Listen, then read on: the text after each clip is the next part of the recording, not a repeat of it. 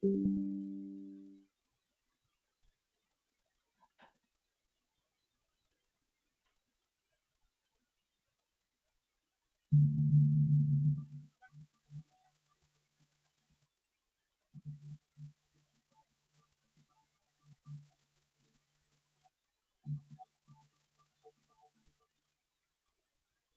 following program contains themes and language of a frank and explicit nature. Viewer discretion is advised.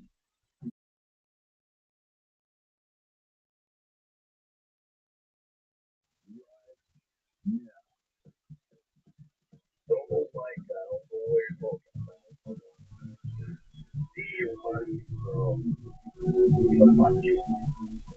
Every good thing, like trash talking radio.com. The best from business. Say it for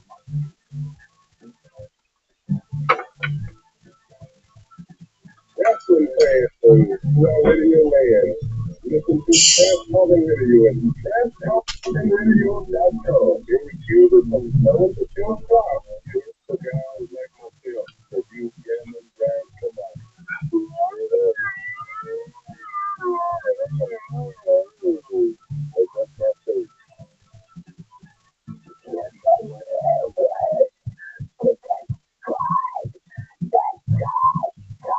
Radio show.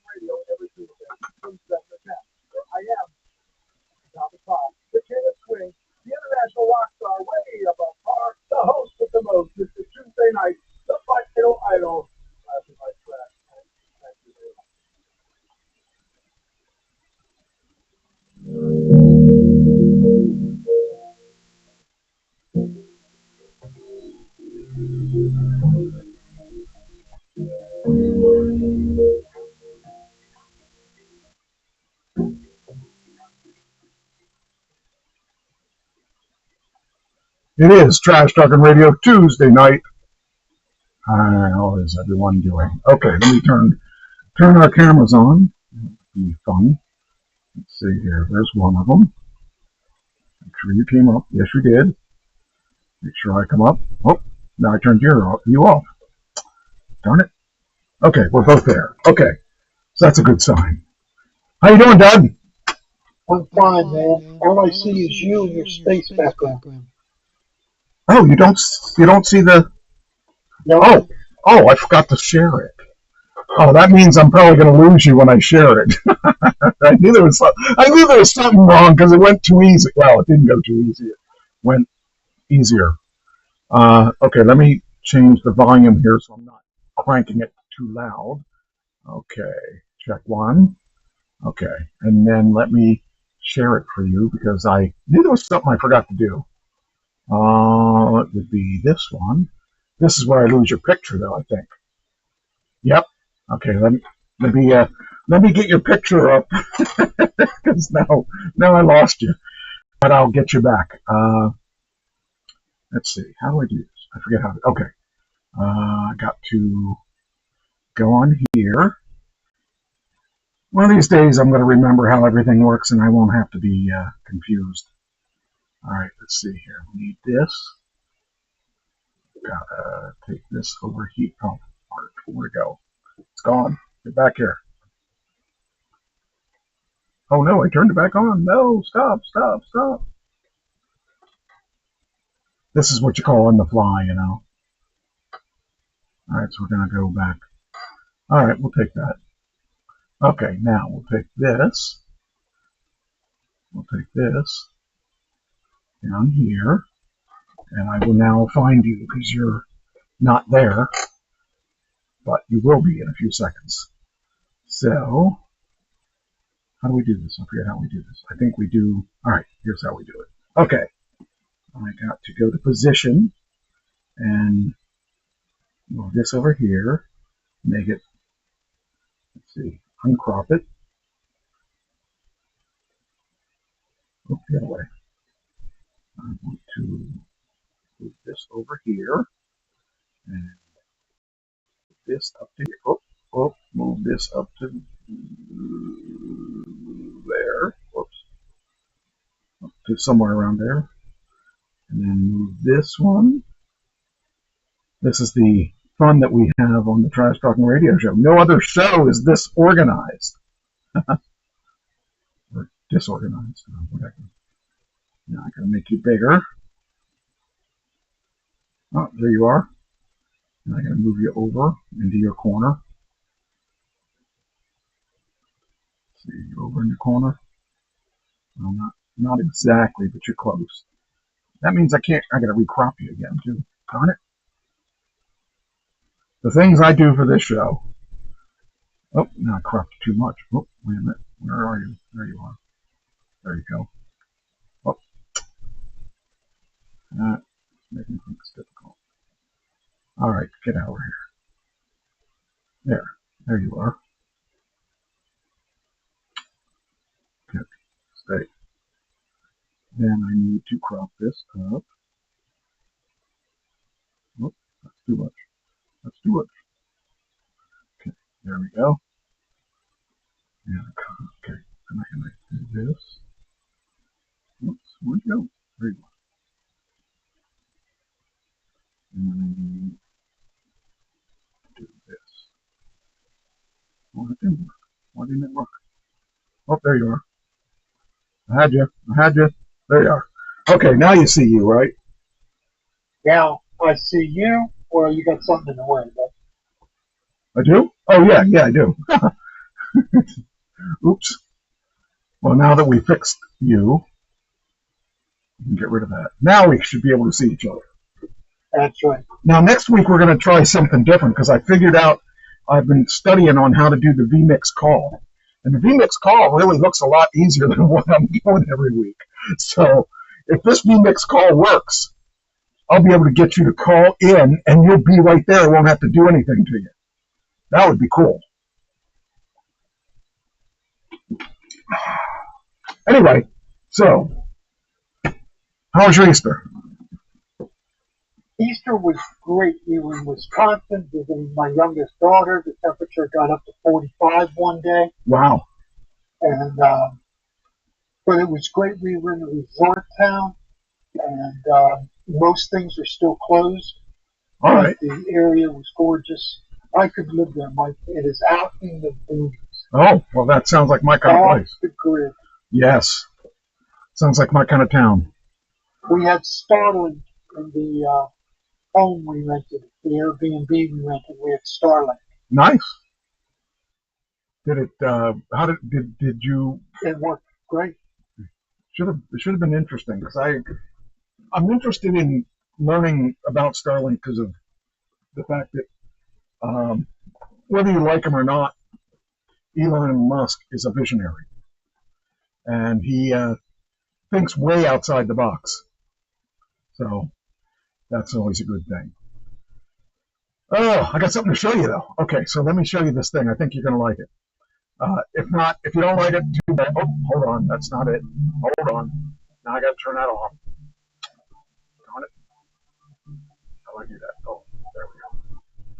So the craze now is making an action figure of yourself. And I was swearing I wouldn't do that. I swore I wasn't going to do it. And then I gave up. Then one of the girls that were in Flocked made one for Abby. And I thought, okay, that's pretty cool. There's a reason for that, I guess. Looks like Christine's here. And so I decided I was going to do a Classy Mike Trash one. Then I thought, if I do one for each of the people that are in Flocked, we put them all together for the opening credits and stuff like that. It would be kind of cool. But anyway, Lisa James made one for herself. Now, she hasn't shown up in the episode yet because she's going to be in the later episodes. And hers looks so good, it made me want to have a really good one. So I made one for myself. And I'm going to show it to you. There you go. The Mike Trash action figure. Now, that's for the band. I'm going to make one for Flocked. It'll be a little different. But it just was kind of cool. I started playing with it. I said, oh, that's kind of neat.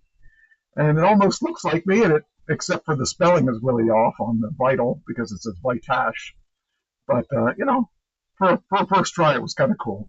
I actually had two different ones that I played around with because I used them on two different platforms. I don't know if the other ones. I don't remember if I put the other one on here or not. I'll tell you in a second. Here's Lisa James. Wait a minute. There it is. That was her one. That was the bad one because it didn't spell whiskey right, and it didn't. It just kind of. It doesn't. AI doesn't always do it right. And then she played. She had another one. Did I put the other one in here? Oh, I must have grabbed the wrong one. Here's the other Mike Trash one.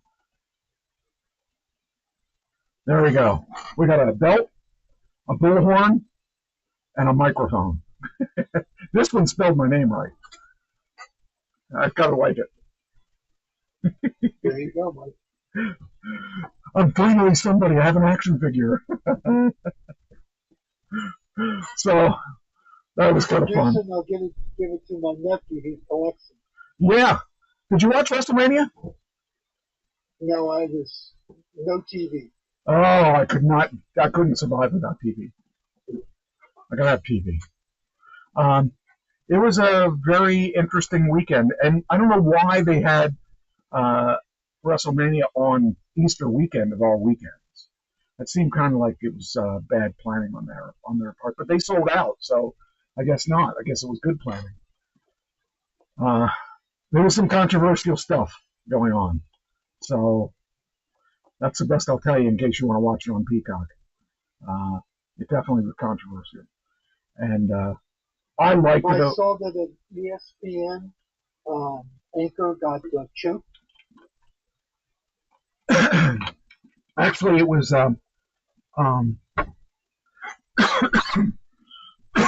Michael Cole got choked, and the ESPN anchor filled in for. Oh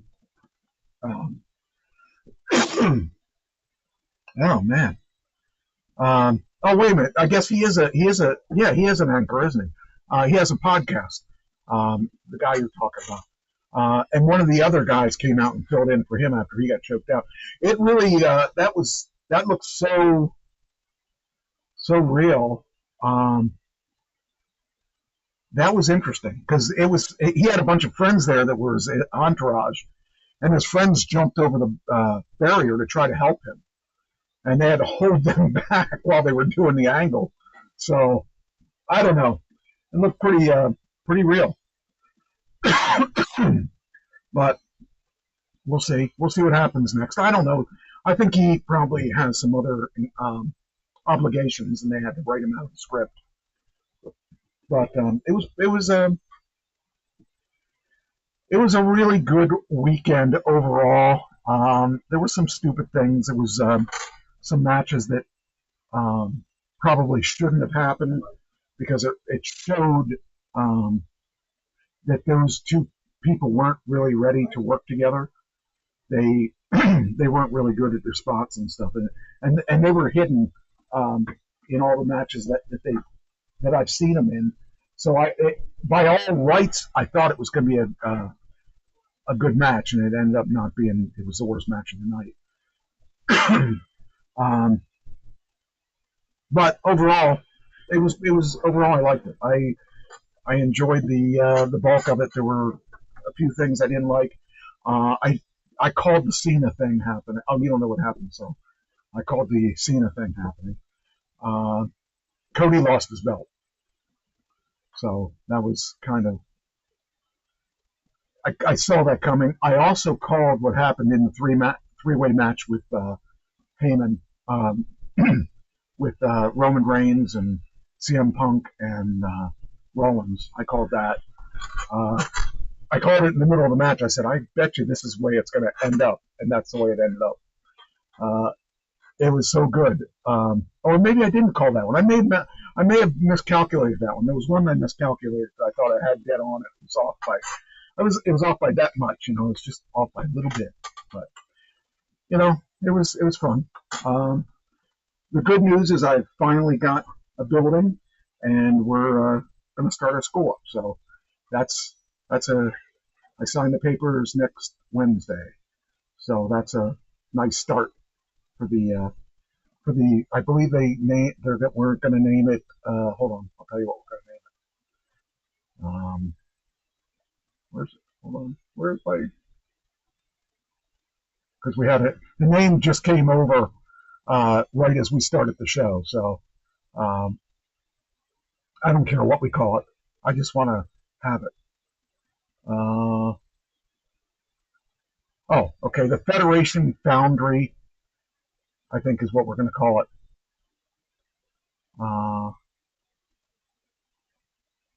The Federation Foundry, foregoing the future of SBO, Loco, and APP. So it's going to be a good. We're going to be affiliated with WWE too, so that'll be kind of cool. So anyway, we got a lot of stuff to talk about. So what's your involvement in school? I'm an investor. I'm co-owner of what's a three-way ownership right now. And I will probably be involved in anything that has to do with management. You know, if you're teaching people how to be managers, teaching people how to do promos, things like that. You know, I probably won't be bumping a whole lot because I'm a little bit old for that. My body's starting to fall apart. Well, started falling apart a long time ago, but you know what I mean. All right, let me see. Okay, you're still there. All right, now let me see where we're going here. I have a whole lot of stuff to talk about, and I'm sure you do too. Let's see. Where's my notes? First one, of course, is that you got some points. Both bought it. I can't believe you actually got. I don't think you want to take those points, right? I mean, that's embarrassing to take. That's embarrassing to take points from, you know.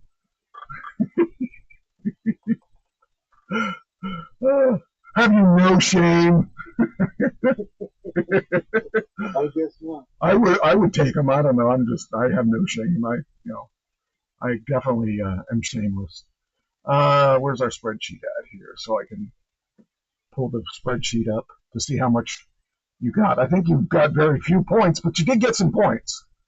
Okay, here we go. It should be here.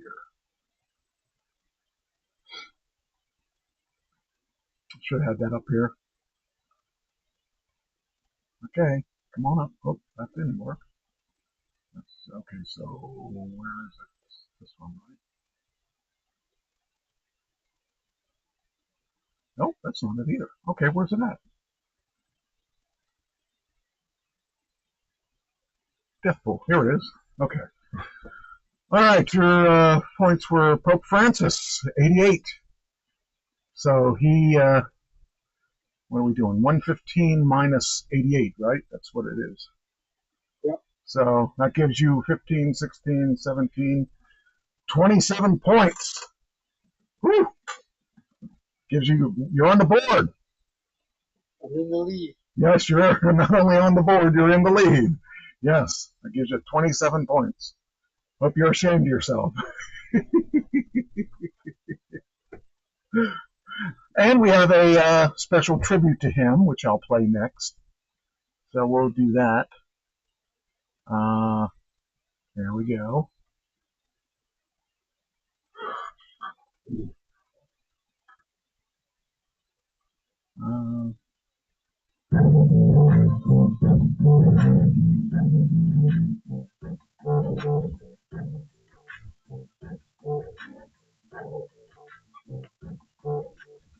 Pope Francis, 266 congress and champion of the Martin Rise, died at 88. Pope Francis, born December 17, 1936. Jorge Mario Bergoglio, passed away on April 21, 2025.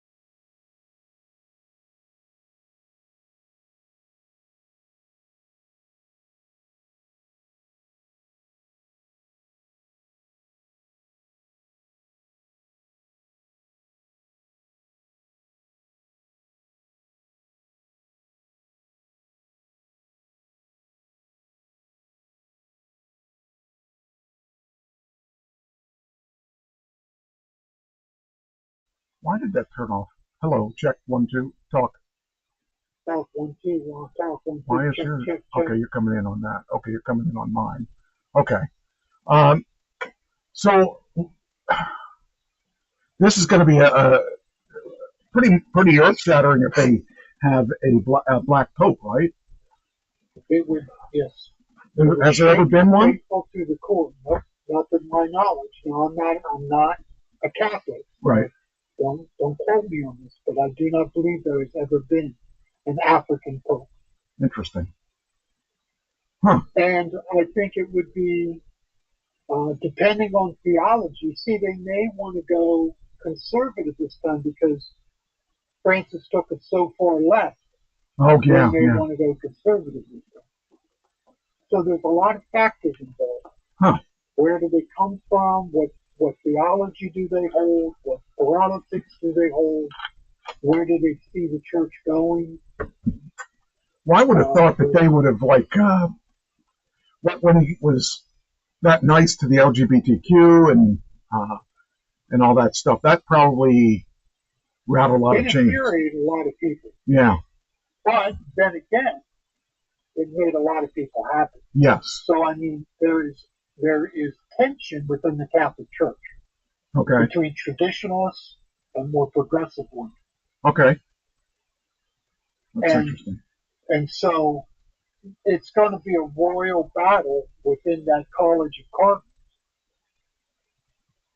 Okay. In other words, there's a lot of views are going to be expressed, and there has to be a consensus. And sometimes you don't get the best person Right. when there's a consensus. That makes sense. So there may be a great person from Africa, but he isn't a consensus choice. Right. So that would deny, again, another African person. Okay. That's just conjecture, but that's the way it works. It works that way in the Salvation Army, too. The Salvation Army is eerily similar to the way Catholics would get their top man.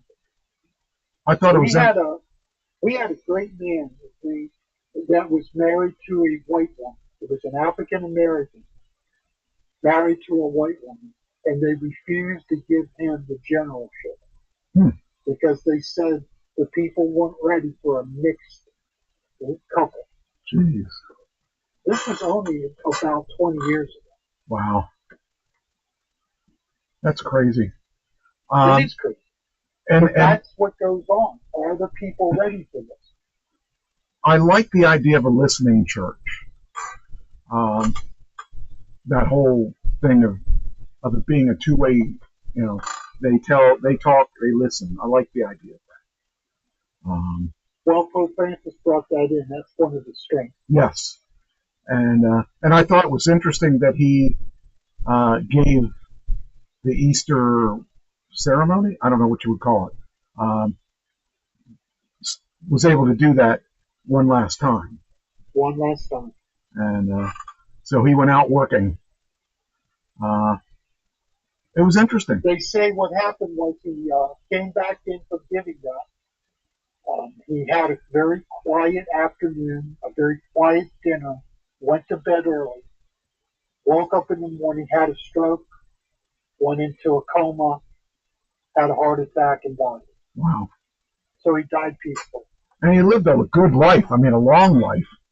Good And- long life. Except he was sick for a long time. He was sick as a child. He Oh, lost okay. part of his lung as a child. That's why the pneumonia was so devastating for him, Okay. because he had lost a part of his lung early in life. Ah, He was sick the last decade or two of his life. wow. He wasn't a healthy man. But he made it to 88. You can't beat that. Oh, yeah, that's that was really good. So, but I like the idea that, you know, he said, "Who am I to judge?" That to me, that's a good way to look at things. You know, we're not supposed to judge each other. We're supposed to try to live our best lives, and I like that. So, so who was Saint Francis of Assisi?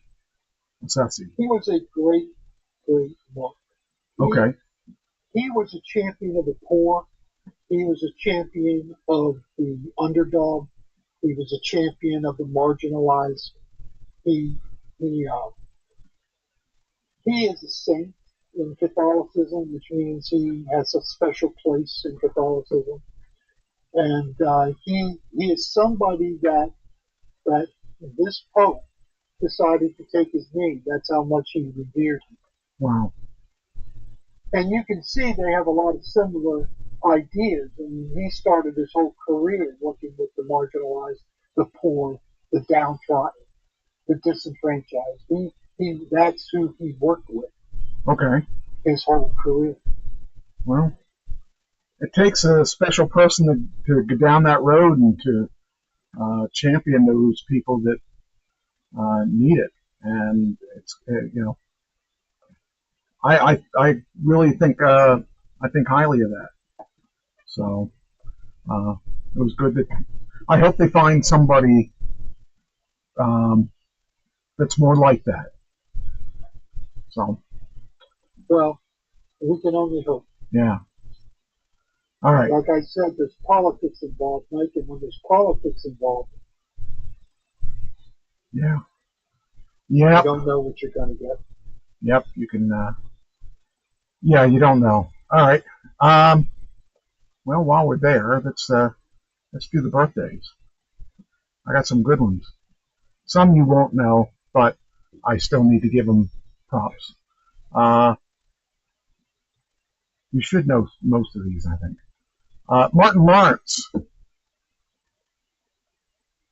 He was in a lot of movies with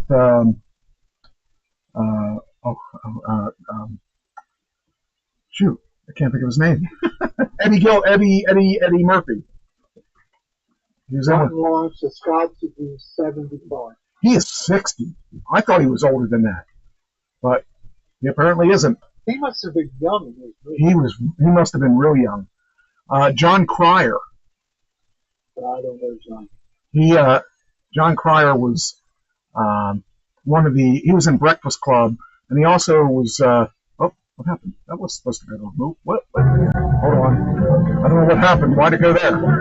Oh, that wasn't supposed to be it. Hold on. It's supposed to go to John Cryer, not to that. Huh. All right. He was in Two and a Half Men. Is that what that was the name of the show. He was also Superman's nemesis in the Superman movies. He was Lex Luthor.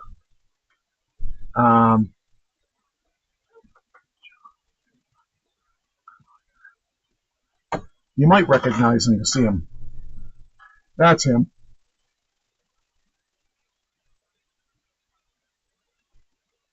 He actually was a pretty good actor. I like him. I do recognize him. Yeah, he was in a bunch of things. He was in some. Well, I know him better with his hair. Yeah, well, that's what threw me off, because now that he's not wearing his hair. He shaved it starting with the Lex Luthor thing, but he just kept it off. He has a new show on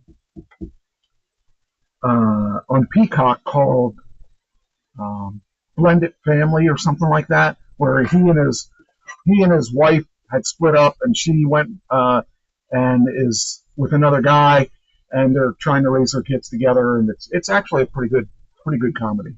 Anyway, he's 60. Billy West, I don't know if you know who he is, but he was big on the Howard Stern show, and he used to do all the weird voices on the Howard Stern show. You may not even recognize him, because I never knew what he looked like. I only heard his voice. But he was also on, I don't know, Family Guy or one of those. So, he since you don't know him, I'm just going to say, he's 73. Tom Segura. You may not, I don't know if you know him or not, but you might know him to see him.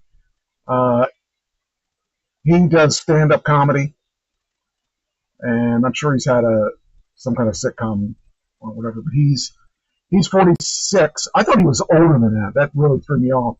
I know you know this next guy, though. I don't even have to give you his name. That's how much you know him.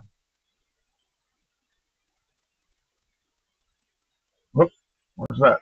Come on up. There it is. But you know him. He is, yeah, he has got to be in his 80s. Just about 78. I was really surprised because I can't. It's funny because when we were kids, we watched him play and all that, and I just want to think of him at that age. But I think there should be a rule that athletes shouldn't age. But he's 78.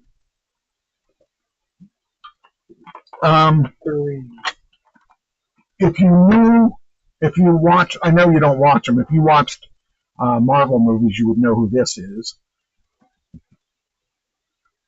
He's James McAvoy. He played a whole bunch of different things, but he's a pretty big actor, and he's just, oh shoot, I don't see his name. I don't see his age. Hold on, I forget how old he was. Oh, nope, I don't want that. Darn it. Back. Oh, here it is. He's from Scotland. But he plays, he played a whole bunch of things. I can't. Hold on, I gotta figure out how to get to where. Oh, I know where I want to go here. He's 46. I thought he was older than that. So I would have done really bad at this game. Then we got Tony Danza. Tony Danza. Geez, I'm going to say 77. Close, 74. Rob Riggle. Now, this guy was in the military, and he turned to acting when he got off the military. He played he didn't play any major roles that he never played like a leading role. He played usually supporting roles. But he's a guy that has been out there for a while. You recognize him? I don't see anything yet. Oh, okay. Oh, yeah, there it is. No, I do not recognize him. Okay, he's a bit actor pretty much. I mean, he's really, really cool. He's actually in person. He's really cool. He was on, Steve Austin has a show that he was interviewing people and taking them out and doing things with them. Like he would get a tank and let Rob Riggle drive the tank and stuff because Rob Riggle was in the military at one point. And just do all kinds of things like shooting guns and stuff with him. And anyway, he's 55. I thought Riggle was older than that. This next one, you're gonna laugh that I actually am giving you this one, but I don't know if you'll recognize him. I know you'll know his name, but you may not recognize him. Come on, catch up. Where's it? There we go. And his name's on the screen, so you can guess what. I never knew what he looked like, but I'll tell you what, he's old. He is old. He used to hang out with David Bowie. He's got to be 80. He's got to be 78. Yeah. How about this one? Here's Johnny. Come on. There we go. Oh, he's got to be 85. 88. Now, I don't know if you're going to know who this guy is, because he was a cult figure. Not like a religious cult, but he was a cult figure. His name's John Waters. No idea. He had like really strange movies that he was making back in the 80s and 90s. He had a guy that dressed up as a woman and played a woman and all that stuff. Anyway, that's John Waters, and that he is 79. And lastly, and I don't know if you know this guy because it depends. You might know him. He's pretty popular over the past say 10 years because he was in Walking Dead. He was known as Negan in The Walking Dead. But he's also a movie guy. Jeffrey Dean Morgan, and he's 59. What was your birthday for today? All right. Okay, get rid of the Pope Francis stuff. Yeah, it said he had an irreversible heart failure and all that stuff on it. Yeah. So, all right, then we get rid of this, get rid of that. All right. They released 10,000 documents on the RFK assassination. Did you hear about that? Did you find anything new? I doubt it. I don't. Nothing came out that I was aware of that that was that crazy. I mean, there's a lot of stuff here, but I didn't get a chance to read all that. But I did notice that. But nobody picked it up and said, "Oh, according to this, you didn't hear anything on it." So I'm assuming that nothing is really sticking out. I would like to know what the truth is, though. I'd like to know about RFK and JFK, but we're probably never going to know the real truth about that stuff. But at least it's undocumented, or it's not. It's unclassified now. Okay, because back then, I mean, it was probably just as crooked as it is now, but it was easier to cover it up. Much easier to cover it up. All right, let me get rid of all these. Too many screens. Okay, drop that screen and move on. All right, next thing. Oh, so because of WrestleMania being this past weekend, there was a big article on pro wrestling, its beginnings and all that. I don't know if you know anything about the beginning of pro wrestling, or but I found this article was really interesting on it. As just about anyone that has been around knows, it's all worked, and it's just entertainment, sports entertainment, and it's kind of like it's like a live TV, or a live like an opera. And the original stuff, the original it developed from a thing called catch as catch can wrestling, which was a popular thing that happened in the 19th century, and that even dates back to the Middle Ages. So I found that this stuff, I knew a lot of this stuff before I read the article, so some of this stuff is new to me, but some of this stuff is pretty much like, if you are in the business or were in the business, you know a little bit about it. But the modern stuff came from carnivals, traveling carnivals. Did you know that? No, I didn't. Okay, this is pretty wild. So originally, they had these strongman competitions in these carnivals, and they were trying to, you bet you could arm wrestle this guy, or you bet you could beat up this guy. And most of the times, it got to the point where nobody would take them on, because a lot of the times they were big guys. But then they got these guys who are called hookers. And a hooker is a guy that doesn't really look like he should be a wrestler, but he knows how to wrestle. And he not only knows how to wrestle, he knows how to wrestle really well, and he knows how to make you submit. And a lot of these guys, like in Billy Graham's book, not the religious Billy Graham, Not the preacher. he talks about, he used to go to the ring when he was champion. He'd go to the ring with a knife in his boot, because he was afraid the hookers would come out and try to steal his belt. Because back in earlier days, you didn't know if someone was a really, really good wrestler. He could take your belt, whether you wanted him to take the belt, whether it was scripted or not. And sometimes promoters would try to mess up other promoters by setting in guys to take their belts. And so he said he used to keep a knife in his boot because he was not a good wrestler. He was just a big guy.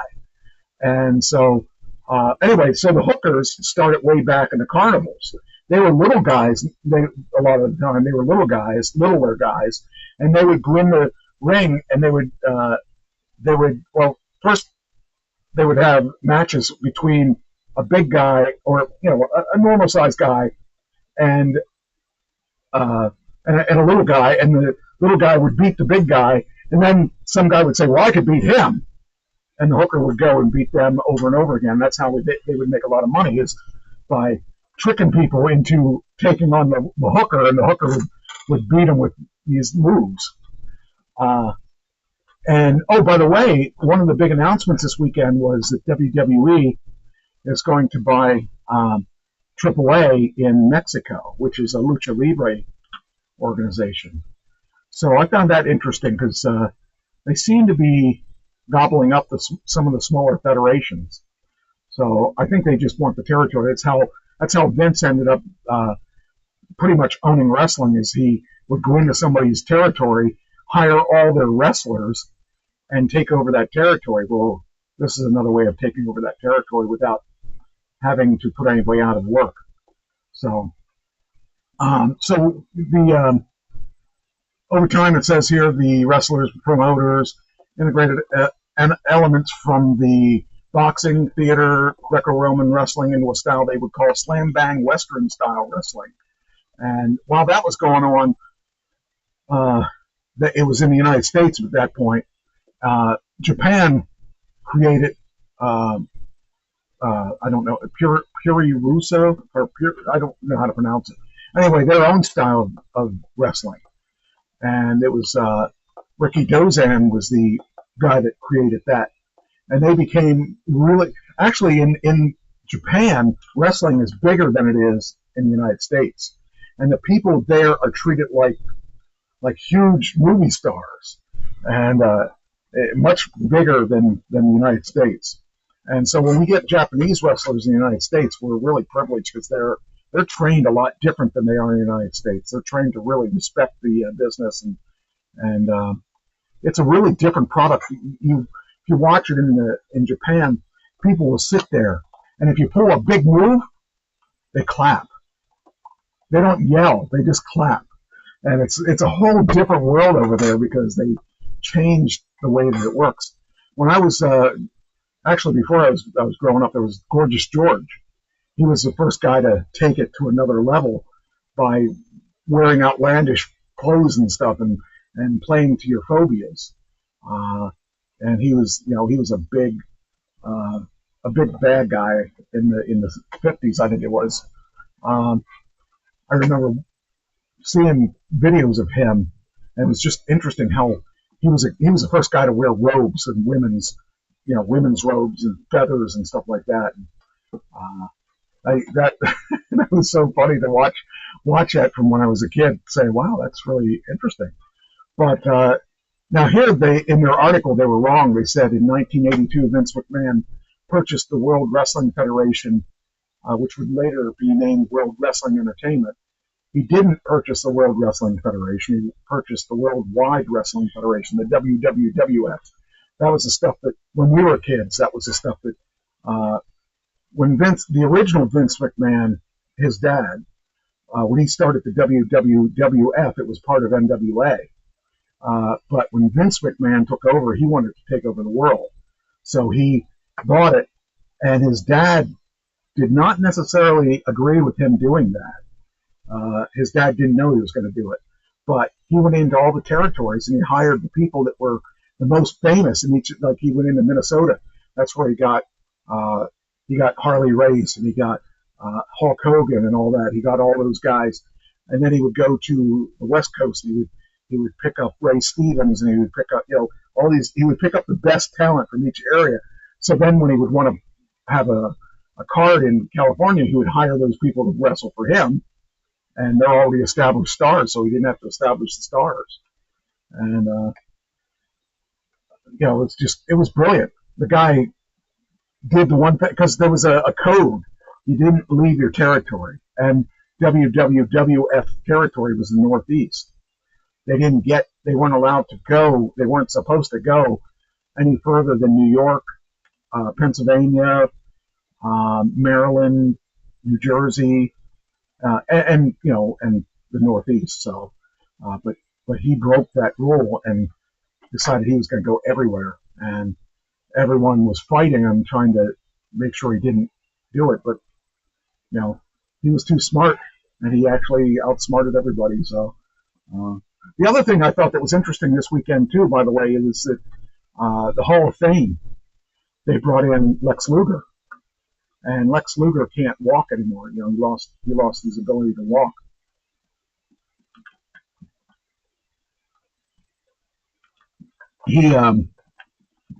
He's wheelchair bound. I don't know if you know. Do you know anything about Lex Luger? No. He was a big bodybuilder, and he only became a wrestler because he had a chance to make a lot of money. And he didn't want to learn how to wrestle, and a lot of people didn't like him because he wasn't the wrestling mentality. He was just a big body that, but he went through a lot of drugs and all kinds of crazy stuff. And his girlfriend was Miss Elizabeth after she left Macho Man. She died from an overdose at his house. And he was just a bad attitude all around. But he found God. So you might find that interesting. He is now drug-free, alcohol-free, and he says he's happier than he's ever been, even though he's now unable to walk and do whatever he used to do.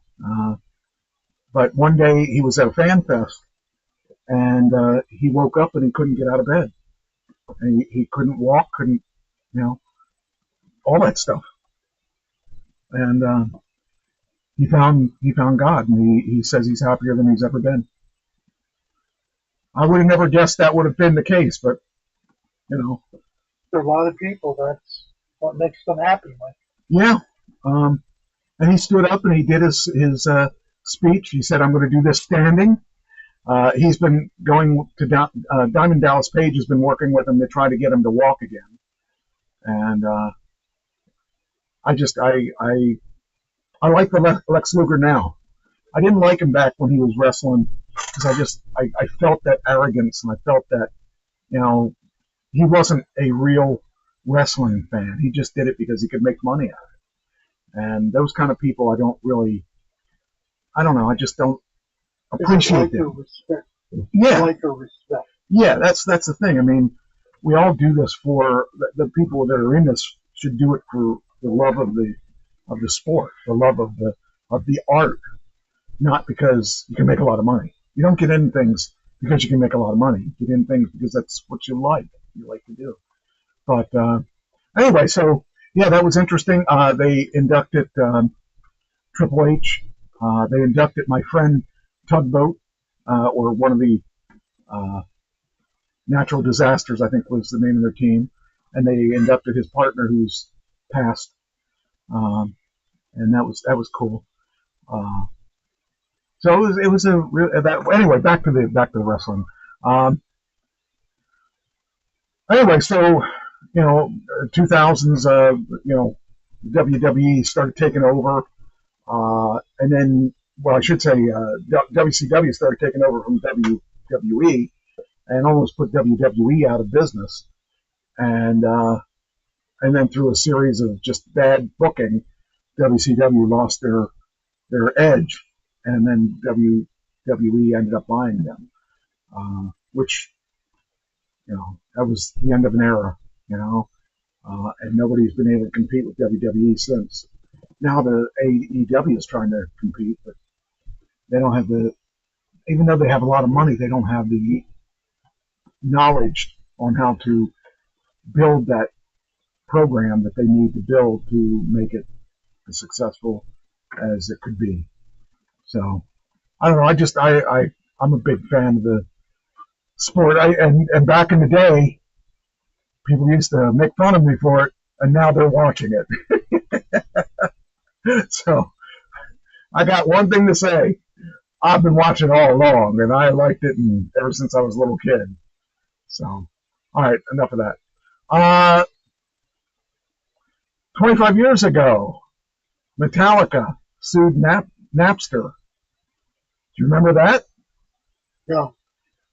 Everybody was, you know what Napster is, right? Yeah, it was a listening music platform. Yeah, it was a music sharing platform originally. And they were sued because you could get any song you wanted through Napster by trading it with somebody else. And they ended up, so nobody could sell their music because they could get it for free. So now who knows? Now there's no reason to buy music because everybody can get it from listening to YouTube Music or what's the platform? There's a whole bunch of different platforms to listen to music. So that music is changed. Napster changed the way we listen to music because now that we all have it available to us at our fingertips, nobody has to buy anything. You can subscribe. I now subscribe to YouTube Music because I get unlimited music with no commercials. And that to me is worth something. But, I was that's the same thing that before you had to buy your CDs, you had to buy actual songs. Now you're buying the chance to listen to some music. No, I subscribe to Spotify. Yeah, Spotify. Yeah. So now we don't have that anymore. We now have, we now don't actually physically have the media anymore. When you were a kid, that was everything you could get you could actually get the music to play and actually physically touch the music. Now we don't have anything to touch, Once you stop paying for the platform, you lost the music too. Okay, then we got, hold on, I'm going to delete the stuff I did so I don't do it again.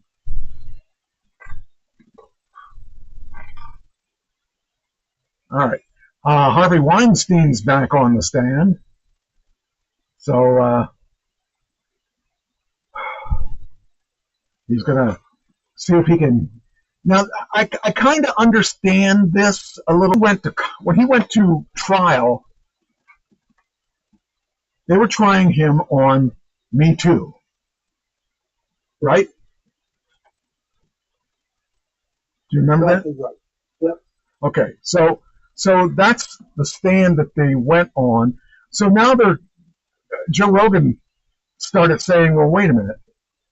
That's true, he did. If this was done any time other than the Me Too stand, he probably would have gotten away with it. Because, there is no physical evidence. So here's what is read. It said that I can't believe I'm on the Harvey Weinstein's side. I'm not saying I am, by the way. This is Joe Rogan. I thought he was guilty of heinous crimes, and when you listen, you're like, wait, what is going on?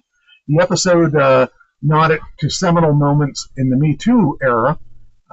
Weinstein's sex crimes conviction of 2020 that have given critics runaway argument that the movement went too far.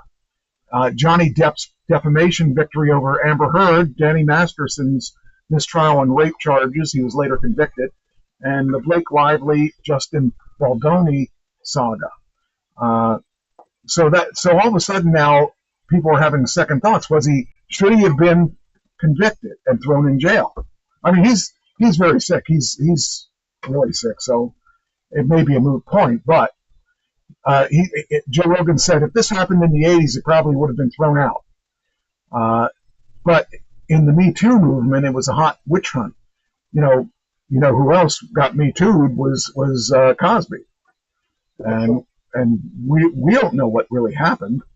I guess we do to a certain degree that he drugged women, but it says here that Weinstein's lawyer is betting that the climate around Me Too will play in his client's favor this time around, or at least not against him. People are realizing that the phrase "believe women" is an anti-American and anti-ends of justice idiotic statement. He says, we shouldn't believe everybody. We should determine, given our common sense, whether they're telling the truth. I don't know what to think about this. Well, the things that came out were horrific, but there was no evidence. Yeah, So you either had to believe Weinstein or you had to believe the women. right. And there were so many women, it was hard to believe Weinstein. Yes, that's where I'm at too. Is that, but there was no evidence, and that's the problem. Is that how do you convict somebody with no evidence? And it's he said, she said. That's right. And why does she have? Because I've heard other issues like Amber Heard, where she was saying he did all kinds of things, and he was not convicted. He was said, hey, you're innocent. So this could actually get him out of jail. That's going to be an interesting trial to see what happens. Now he's not going to be able to show up because I believe he's in the hospital because he had cancer or something like that. So I don't know. It's weird because if he did, I believe he probably did do some of it. If he did one thing, he should go. He should be in jail. But that's his lawyer right there. And I think like a lawyer that dresses like that. Yeah, it looks like he was out at a local a hangover place, Yeah. Anyway, for the latest trial, Weinstein or whatever has assembled a whole who's who of criminal defense lawyers, highly regarded in their specific areas of expertise. Defending him is defending Weinstein means making your case to press as much as you do to the jury. And the guy's name is Arthur Aidala. That's that guy. That's who that is. Whose clients included Rudy Giuliani, yeah, Roger Ailes, and Lawrence Taylor. And he's somewhat of a specialist in handling headlining grabbing media cases with a weekday radio show, the Arthur Aidala Power Hour, to spread his gospel. He has deep ties to the entertainment industry, and as the last dean of the Friars Club, a stomping ground for Manhattan's showbiz elite before it closed last year, and among Leslie Moonves' first calls when the CBS exec was accused of sexual misconduct. Alan Dershowitz, the Harvard law professor who made his name taking on unpopular cases and clients as a criminal defense lawyer decades ago, has called Aidala the new me. So sitting next to him is Mike Sabella, a seasoned trial attorney known for his ability to point out inconsistencies in witness testimony to a jury. Expect him to be aggressive on cross-examination, which will be especially important in what's become he said, they said cases. And rounding out Weinstein's team is Jennifer Bonjean, a combative lawyer who led the effort to overturn Bill Cosby's sexual assault conviction, has represented R. Kelly and NXIVM founder Keith Rayner, and she plays a role in overall trial strategist for the defense. If he doesn't get out this time, I don't think he's going to get out because he's got some heavy attorneys here. The trial is expected to go from 4 to 6 weeks. It'll revolve around allegations from Hallie, a former production assistant on Project Runway, who alleges that Weinstein forced oral sex on her at his Tribeca apartment in 2006. An aspiring actress who alleges that she was raped at a Midtown Manhattan hotel in 2013, and a third anonymous accuser who alleges Weinstein forced oral sex her Manhattan Hotel in 2006. Unlike the first trial, their accusations will not be fortified by testimony by three women whose allegations didn't lead to formal charges against Weinstein, but claimed they were assaulted by him. By prosecutors thinking this evidence was critical to proving Weinstein knew his accusers wouldn't consent by having sex with him merely as quid pro quo for advancing their movie careers and to resort to the use of force. I don't know. It's going to be an interesting ride for the next couple weeks to see what actually does come out of this whole thing. So, your guess is as good as mine what's going to happen. But Yeah. it's they got some heavy duty attorneys there. And in that same thing, it says here,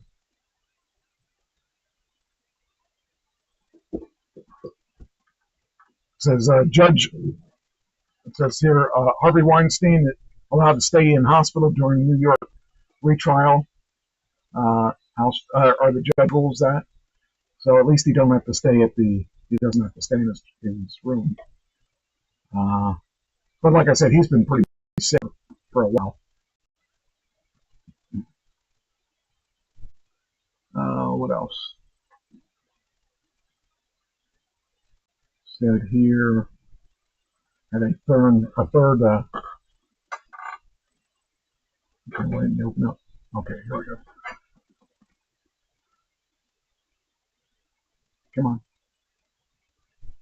Come on.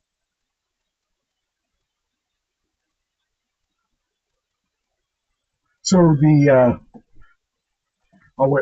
there we go. Now I got it. Okay.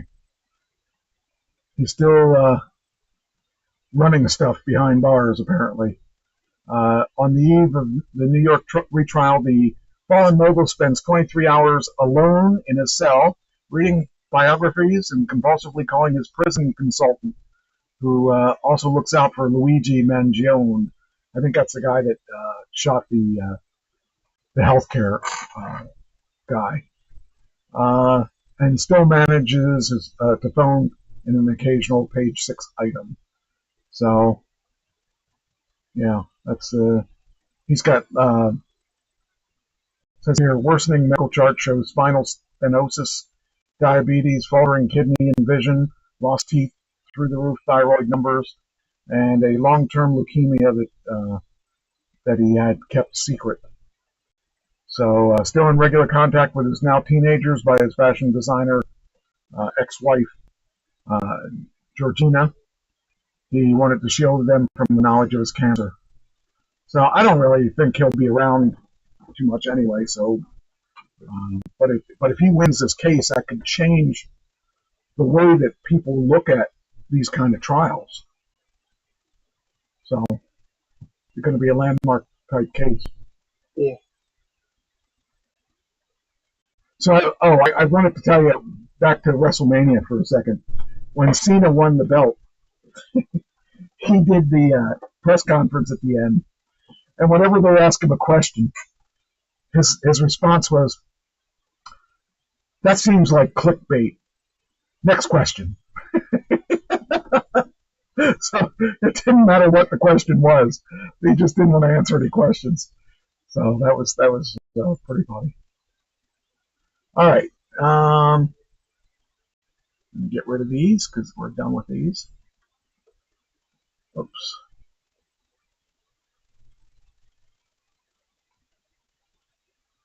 All right.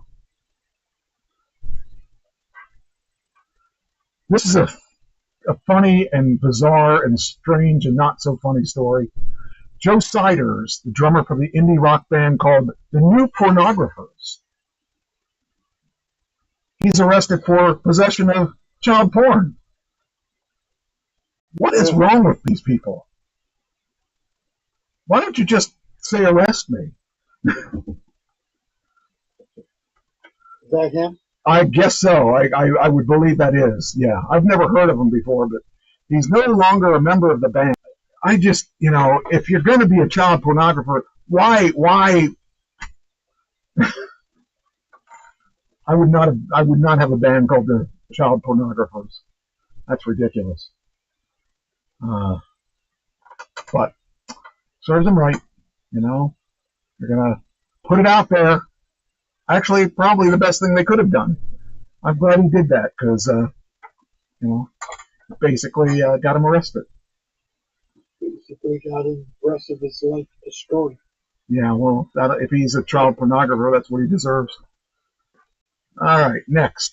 Oh, here it is. Here's the TKO Holdings continues to expand with its flagship properties, the WWE, and announced the acquisition of Mexican Lucha Libre promotion AAA, which was, I think it's the largest one in Mexico. So the thing is, they've been hiring Mexican performers, and it was really only a matter of time before because what they can do now is, now they've got the Mexican market tied up, and all they got to do is just take Penta and his brother and go down there and take, Rey Mysterio and stuff like that. Oh, by the way, here's something funny. So, first off, do you like Rey Mysterio? He's all right. Do you like his son? No. Okay. His son won a belt. And let me tell you something. It is so funny. He was at the press conference too. And he said, I'm a 25-year-old vet. I've been in this business for 25 years. Now, first off, he's lucky if he's 33. Okay? He said, yes, I made my first appearance on WWE back when I was 8. I came out with my father. It turns out his debut is when he came out with his father. Oh, that cracked me up. So, anyway, hats off to them for, now hopefully they'll keep that brand going, the AAA brand, because the AAA brand has been around for a long time. Since 92, I think it is. So, I hope they keep the brand around, and I hope they don't destroy the brand. But I think they'll do the right thing. I mean, TKO is pretty smart about doing things. They have UFC, and they have, WWE, and they got pro bull riding too, which I never would have thought was a thing. But they're making money.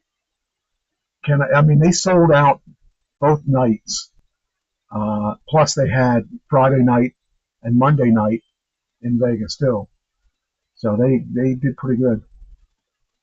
All right. The top movie this week was Sinners, which would be great. It's great to have Sinners take the top spot during Easter. Thought that was weird. They did a domestic. Here. It says here, Sinners tops Easter weekend at U.S. domestic box office with 45.6 million, while Minecraft is up to $700 million for that movie. My nephew wants to see that so bad. Yeah. See, I'm interested in seeing it now. I can't believe it's $700 million. It didn't look like it was going to be anything really good, but if it's doing that kind of numbers, it's going to be all right.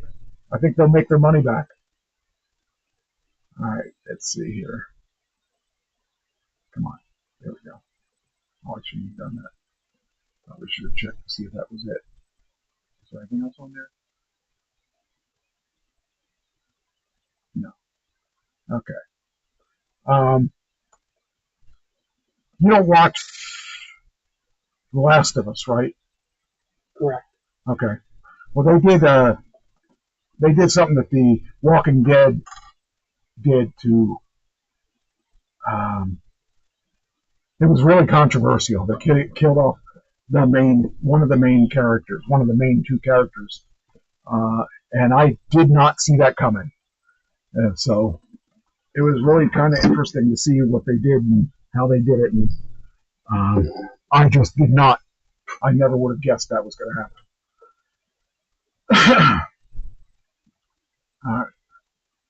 Oh, they're going to make a Hershey's movie. Did you know that?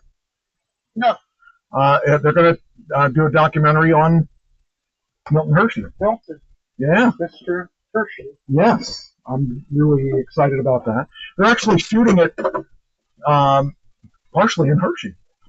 So it was kind of interesting about that because obviously being in this area, Hershey is pretty big, and I really think it's kind of interesting that they're going to talk about his life because he was so generous and continues to help people even after his death because he has that school and everything's paid for. And I think that's a really awesome thing that he's going to be talked about. So I think it's really awesome that they're going to do that. Hold on, I bring up the article here. Maybe. Here we go. There we go. Oops, I hit it twice. I knew that was going to happen. Hershey's is the latest brand to get a movie adaptation. After finding drama in Barbie and Pop-Tarts, Hollywood is preparing a movie about Hershey's chocolate. And, I mean, that was unheard of, especially in his time, to put a school together. I mean, think about how much money that he was making off this chocolate, that he could put together a school where kids can go for free that pays everything. And the Hershey Trust is so rich. Yeah. The IRS has been trying to get it for years. And they built a medical center. Yeah. They have holdings throughout the state.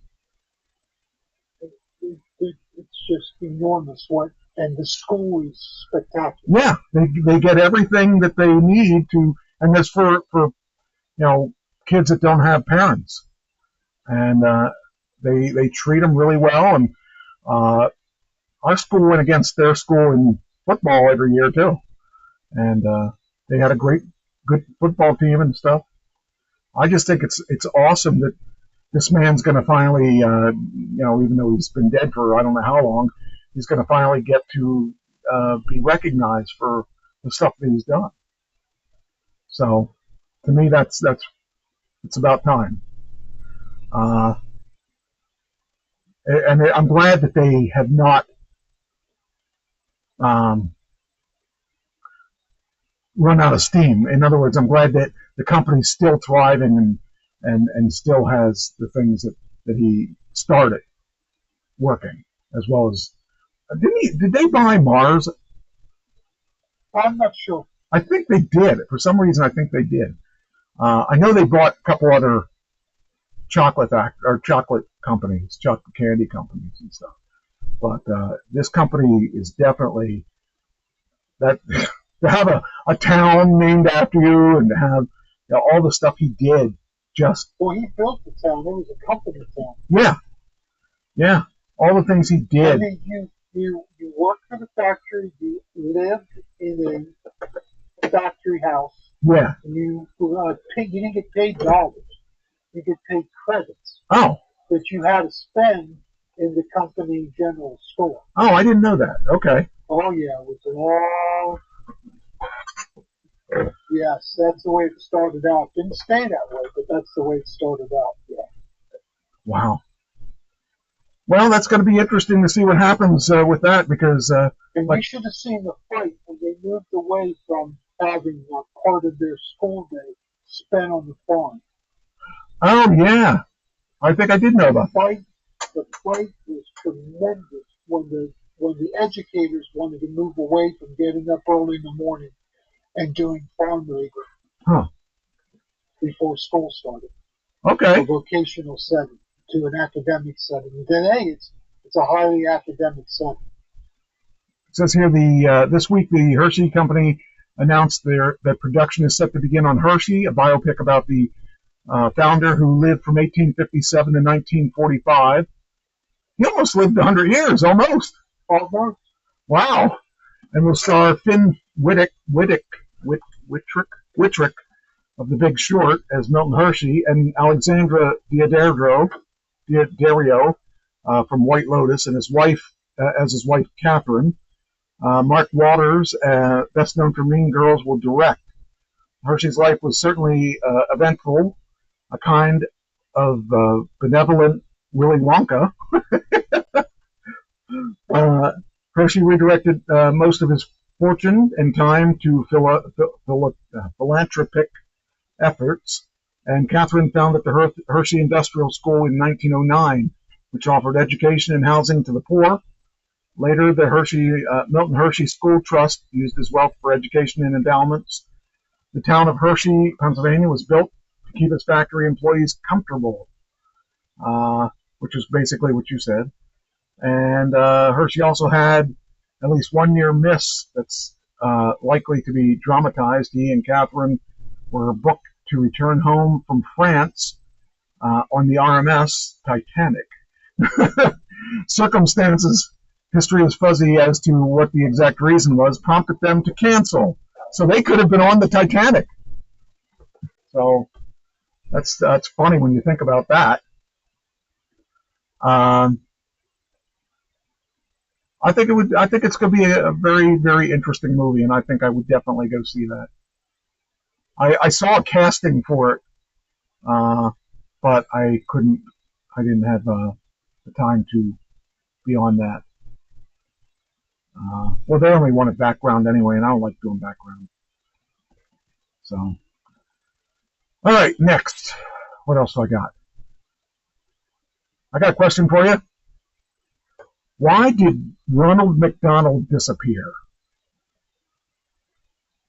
I have no idea. Did you ever miss him? No.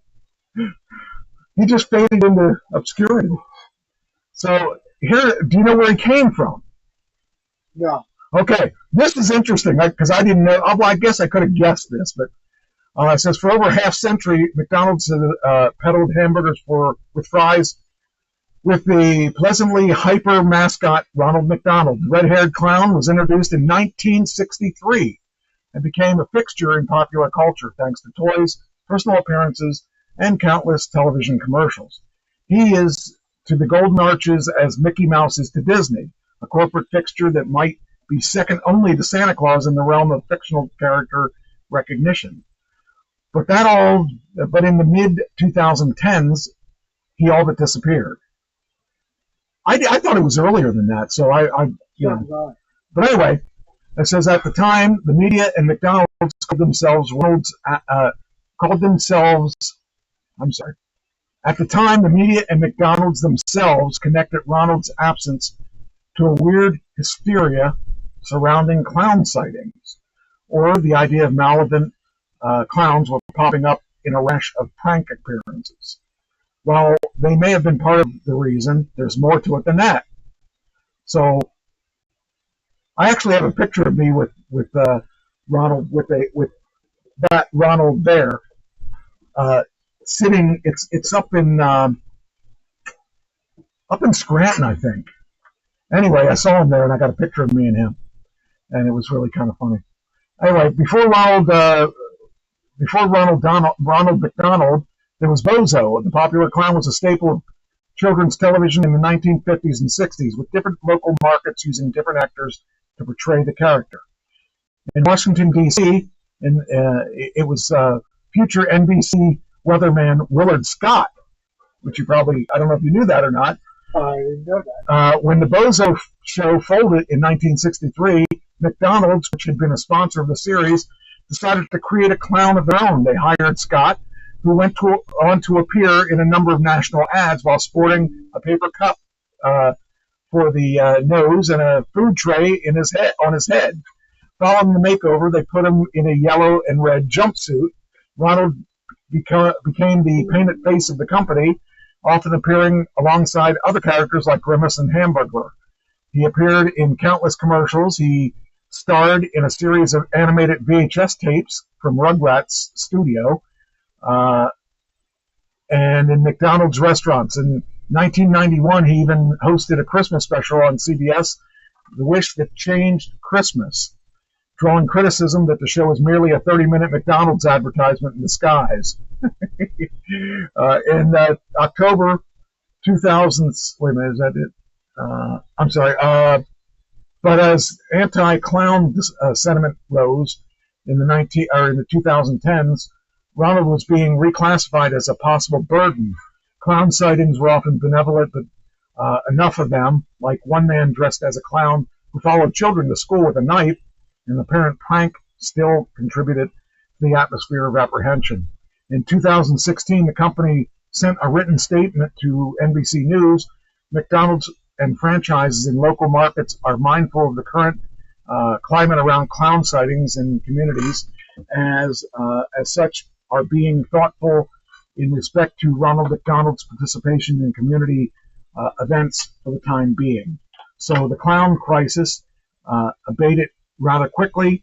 Just months later, in December 2016, Ronald made an appearance during a parade in New Mexico, but it wasn't exactly the beginning of a resurgence. Ronald has remained largely out of McDonald's advertising ever since. So there you go. Ronald is a victim of pranksters.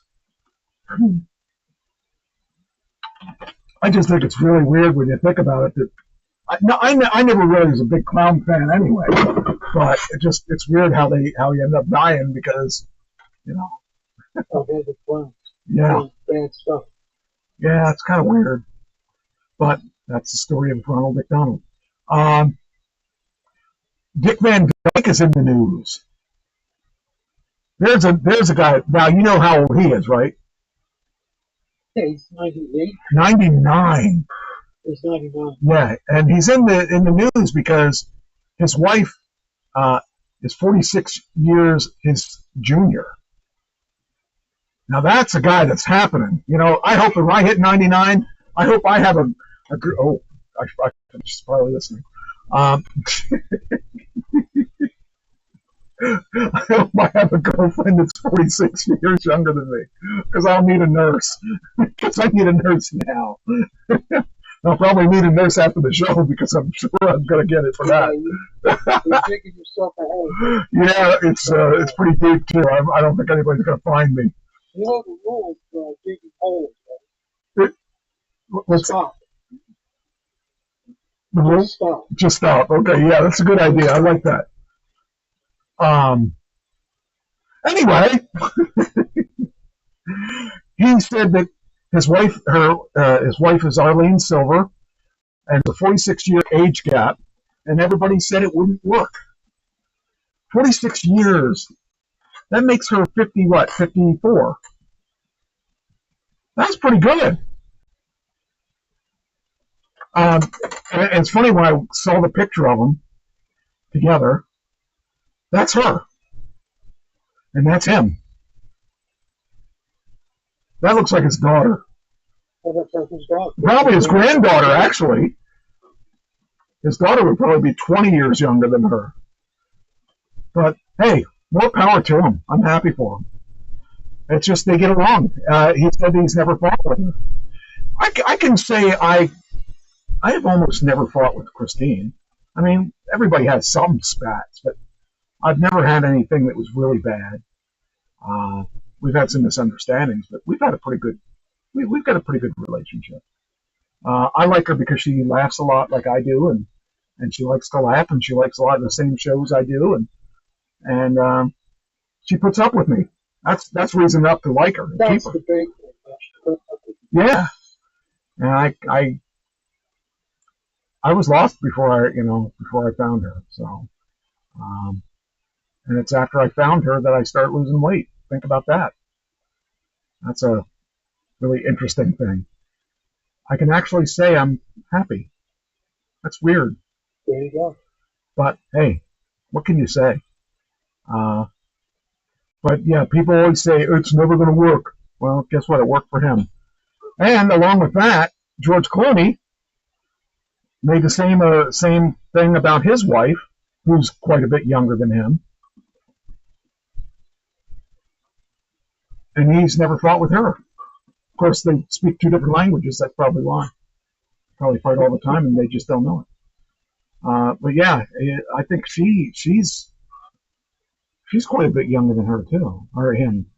But she, you know, well, I'm happy for them. I'm glad they found someone that they could live with in harmony.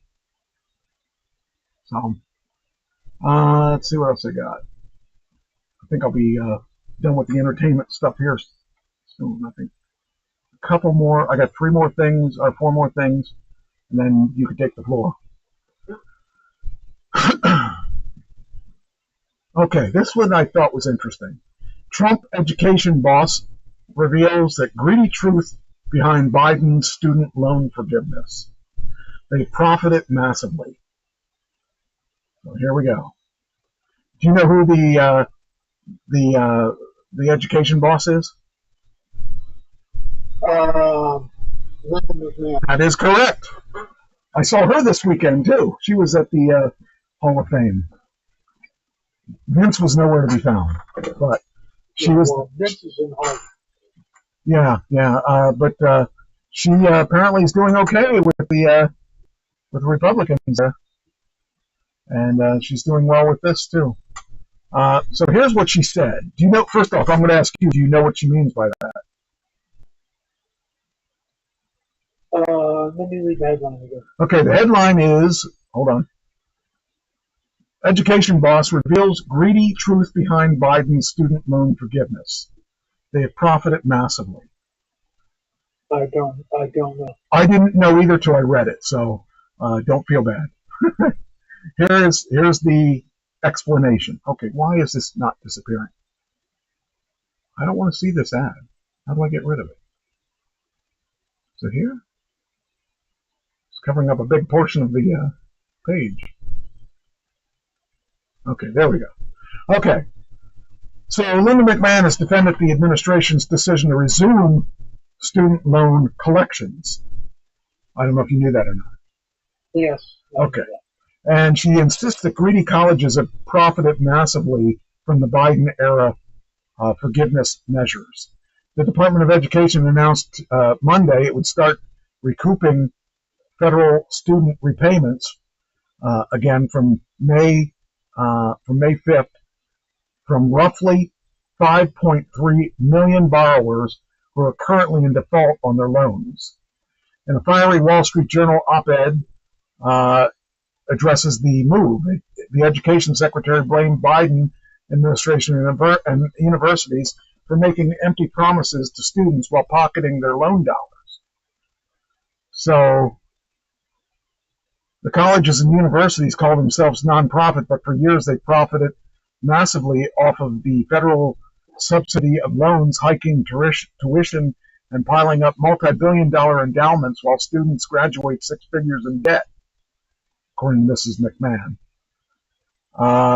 A widely cited 2015 study found that for every dollar of increased federal caps on subsidized loans, colleges raised tuition by 60 cents. She continued.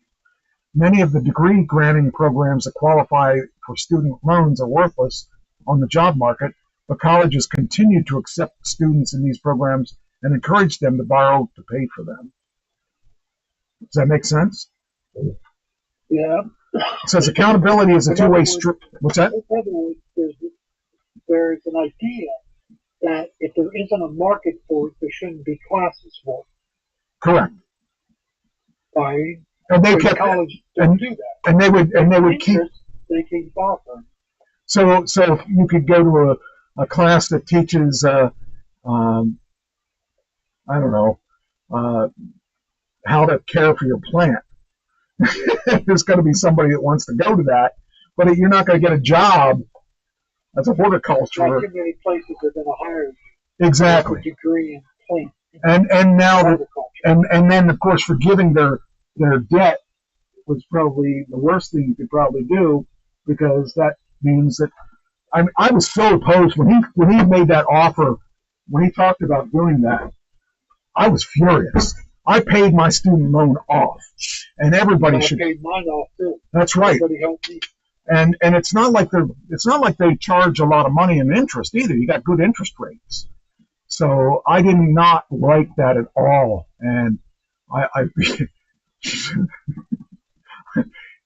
Christine said, so deep of a hole.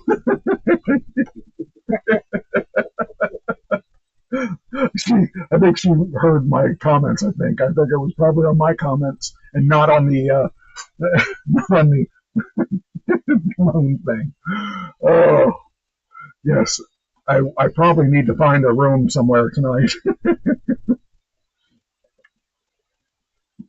Anyway, where are we at? Okay, so it says. So it says here, student loan collections were initially paused under Trump, the first administration in 2020 as COVID relief measure, but Biden later extended temporary deferment. McMahon said, noting that the Democratic president had never had the authority to give student loans across the board. So anyway, I thought it was interesting that that she's calling him on the carpet on that.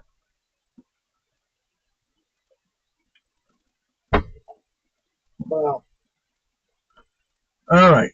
I don't know. A lot of people for a lot of years have paid back their student loans on a hardship to get them back, and to be just written off is insulting at least. I think it's crazy because we all have our debts to pay, and what are you teaching the student anyway? You're teaching them they can go to school for free and they don't have to pay their debts. That's not a good thing to teach them. And it was cynical because he was just trying to get college students to vote for him. Yeah, and it didn't work. So, all right, next. This one's sad.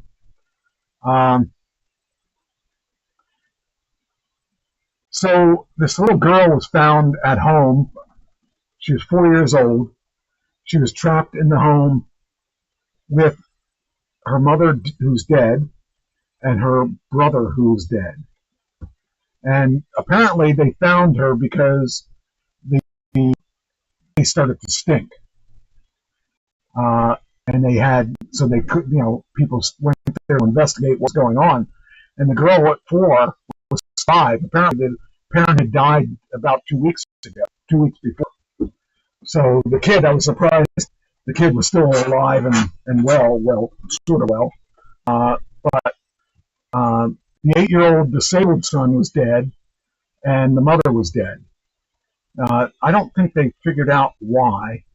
They think, wait a minute, let me see here. Darn it, these stupid ads. I'm going to put my ad blocker on if they keep up. Child Services visited a Bronx apartment while 4-year-old was trapped inside with corpses of her troubled mother and brother, but walked away after knocking, the neighbor said. Lisa Cotton, 38, and her 8-year-old son, Nazir Millian, had been dead for at least 2 weeks before the relatives found them. And the toddler inside the house that found the toddler was still alive.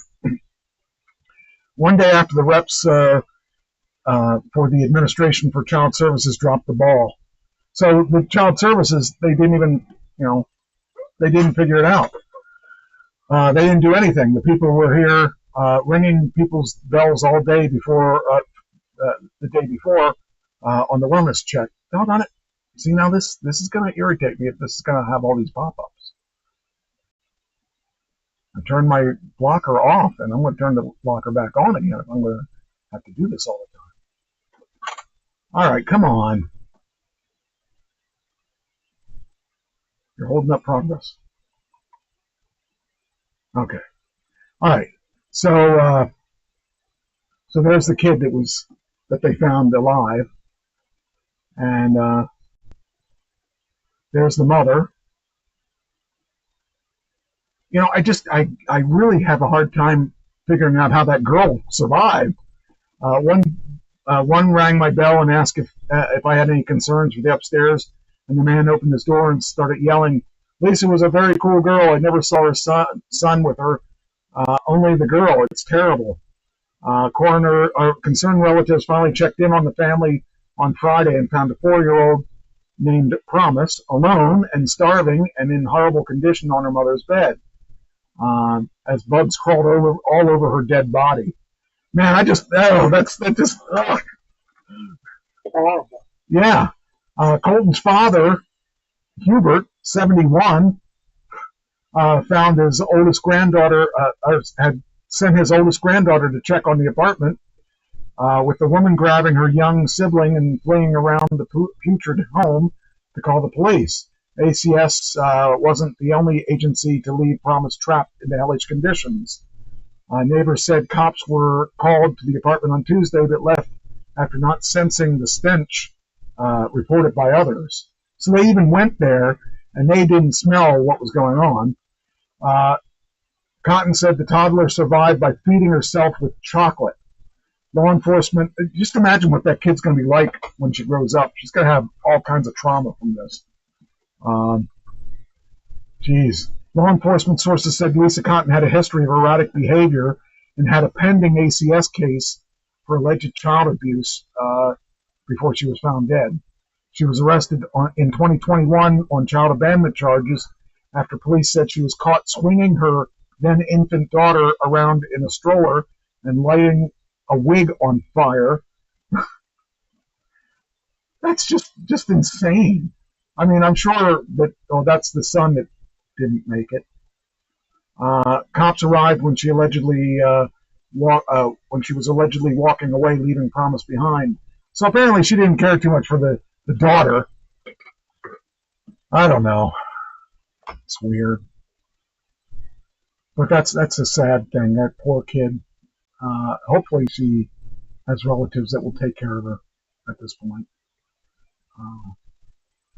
Then we got this one, which is just unforgivable. This former sorority girl who pepper sprayed a Muslim in New York City dodges prison charges for a surprising reason. So this woman took an Uber, and her driver was a Muslim, and her friend and her got in the car, and he was driving them to where they were supposed to go, and this girl went crazy, and from the back seat she leaned up top on the front seat and started spraying the guy with pepper spray. And her friend says, "What are you doing? Why are you attacking him?" And because he was brown. This stuff is so weird to think in 2025 there are still people that are like this. The guy did nothing to you. He picked you up in a car, in an Uber in Manhattan, and basically this woman, Jennifer Gilbute,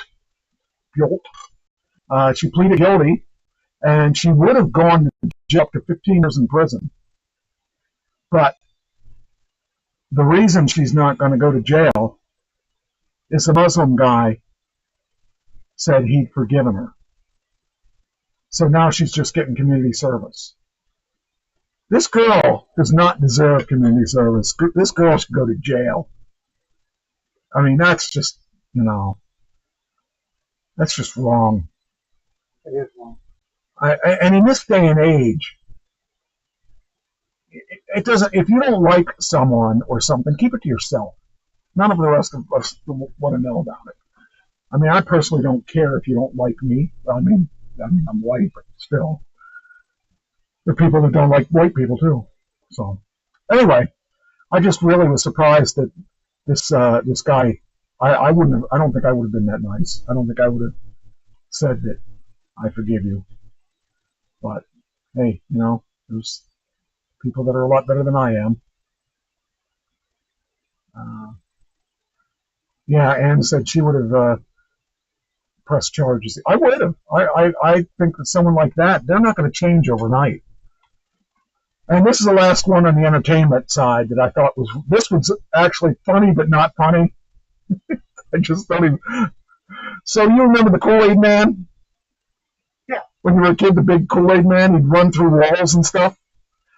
Well, in New York, it's a trend. Apparently, it's been revived by teenagers. New York City teens have revived the Kool-Aid Man TikTok challenge. And their idea is they will run through something, anything, whatever it'll be. Might be a fence, it might be a wall. And so it says, Twisted Staten Island teens are resurrecting the Kool-Aid Man challenge, which wreaked havoc locally and across the country at the start of the pandemic. The destructive TikTok challenge requires teens to mimic the popular Kool-Aid commercials in which the bright red drinks pitcher mascot bursts through walls and fences. The challenge often requires participants to yell out, "Oh yeah!" and Kool-Aid Man's catchphrase before hurling themselves into fencing. Staten Island's Ben Helwa said he paid costly repairs to his home after a bunch of Kool-Aid kids busted through his fence earlier this month. So let's see here. Is this?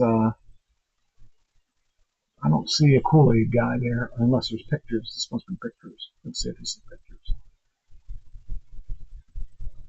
Ah, okay. So here is picture 1, picture 2, picture 3. I don't want to laugh at this whole thing because it's so stupid. I mean, there's got to be better things to do than run through a wall. I swear people are idiots. Oh, man. All right. The floor is yours, man. I got home in time to watch The Chosen and Breaking the Band. Do you remember anything about the Jackson 5 breakup? Yes. What sticks out in your mind the most? Well, the big thing is the two main characters were Michael Jackson and was it Marlon or which guy was it? It was one of I the think it was Jerome. Jerome, the guitar player. So he was the star of the band, and Michael was just a singer at that point. And let's see if I can remember this. I know that it was a really good. It was really surprising that I didn't realize, and of course the father was a jerk. He was Yes. He had a vision. He had a vision for the band. Yeah. That no one would be singled out. Right. It would just be the 5. That's correct. Yeah. Always be the 5. Well, Michael was just too big. Right. For that. Yeah. He. I don't know that the other members of the band, other than Michael and Jerome, or who I thought it was Marlon, but Jerome, I don't remember because it was a while back that I saw it. But yeah, obviously he went on to become such a big star and left his brothers behind, and that destroyed the band because the band. It's funny because when I watched the Jackson 5, it was obvious who was the face of the band. I mean, because Michael was so young and so small, and he stood out and all that stuff, he was definitely going to be the star of the band. But even if he wasn't the most talented, he was still going to be the star because he was the youngest, and because he grew up doing that stuff. But you didn't see anybody else besides that brother and him that really made an impact. I can't even remember their names. That's how bad. Well, and even Jerome didn't make an impact. They tried to make Motown tried to make him an independent singer. Right. But it failed. Right. He never gained any traction. He did help write some of the songs. Yes, he was a writer. And he was a good writer. And I believe he's still in the business, if I'm not mistaken. He could be. But he's not in the business where he's not like not in the business like a He's not a performer. Yes, correct. He might be a studio musician, but I don't know. At this point, he's got to be. Michael would have been about 67-ish now, so he would have been another 10 years or so older. So I don't know. Michael made enough money for that whole family a couple times over, and it's a shame because even though he made all that money, he spent it as quick as he made it, and he ended up. The reason he was going to do that last tour, I don't know if they said that in this because I hadn't seen that in a long time. Did. The reason that Michael was even going to do that last tour was he was $5 million in debt or $50 million in debt? Some unheard of amount of money in debt, and I think it was Sony was his label or one of those big labels. What was his label? Motown. No, Epic. it wasn't Motown. Epic. Hold on a second. I'm going to pull it up on Wikipedia because I can't remember. I don't think it. I think it was Epic Records. It may have been because. Hold on. Let me pull this up here so we can have some facts to look at. Because I don't want to spew out things that aren't right, and I'm starting to feel like I'm doing that, and I don't like to do that. But I kind of feel that I know something about the Jacksons. Jackson 5. There we go. Wait, what happened? Where'd it go? Where'd Jackson 5 go? The Spirit of Michael. There it is. Okay, family pop group. That's the one we want. All right. Come on, open up. There we go. All right, let's talk about. Okay, so let's see here. There we go. Jackson 5, Jackie, Tito, Jermaine, Marlon, and Michael. They were managed by their father, Joe, who was really an arrogant SOB. Well, he beat him with a belt. Yeah, I was going to say he was known for doing that, and but he had discipline. They were managed by their father. They were the first African American performers to attain crossover following. That's true. They performed talent shows and clubs and signed with Steeltown Records in '67, which they were then signed to Motown. And the first, let's see here, I Want You Back was the first big one. The Love You Save. ABC, I remember that was a big one. Yep. I'll Be There was a big one. Yeah. Sure. And he had that Rat. Was that the song he did to the Rat? Ben was a rat, right? Yeah. Yeah, I think that's what it was. But anyway, let's see. Let's go down here. The brothers embarked on solo careers, with Michael being far and wide the most successful. Jermaine reunited with the band to perform the Motown 25 Yesterday, Today, and Forever television special. They released a Victory album. I remember the Victory album. I remember, when we were in college, Michael hit it so big. And he had back-to-back albums that were huge. And in fact, do you remember the Thriller album? Sure do. Do you know who played guitar? No. Eddie Van Halen. Really? On that Thriller. There's a lead guitar. Listen to the lead guitar. It sounds just like Eddie Van Halen because it's Eddie Van Halen. He wasn't looking for any credit for anything, but he was the guy that actually played on that. They were inducted in the Rock and Roll Hall of Fame in '97.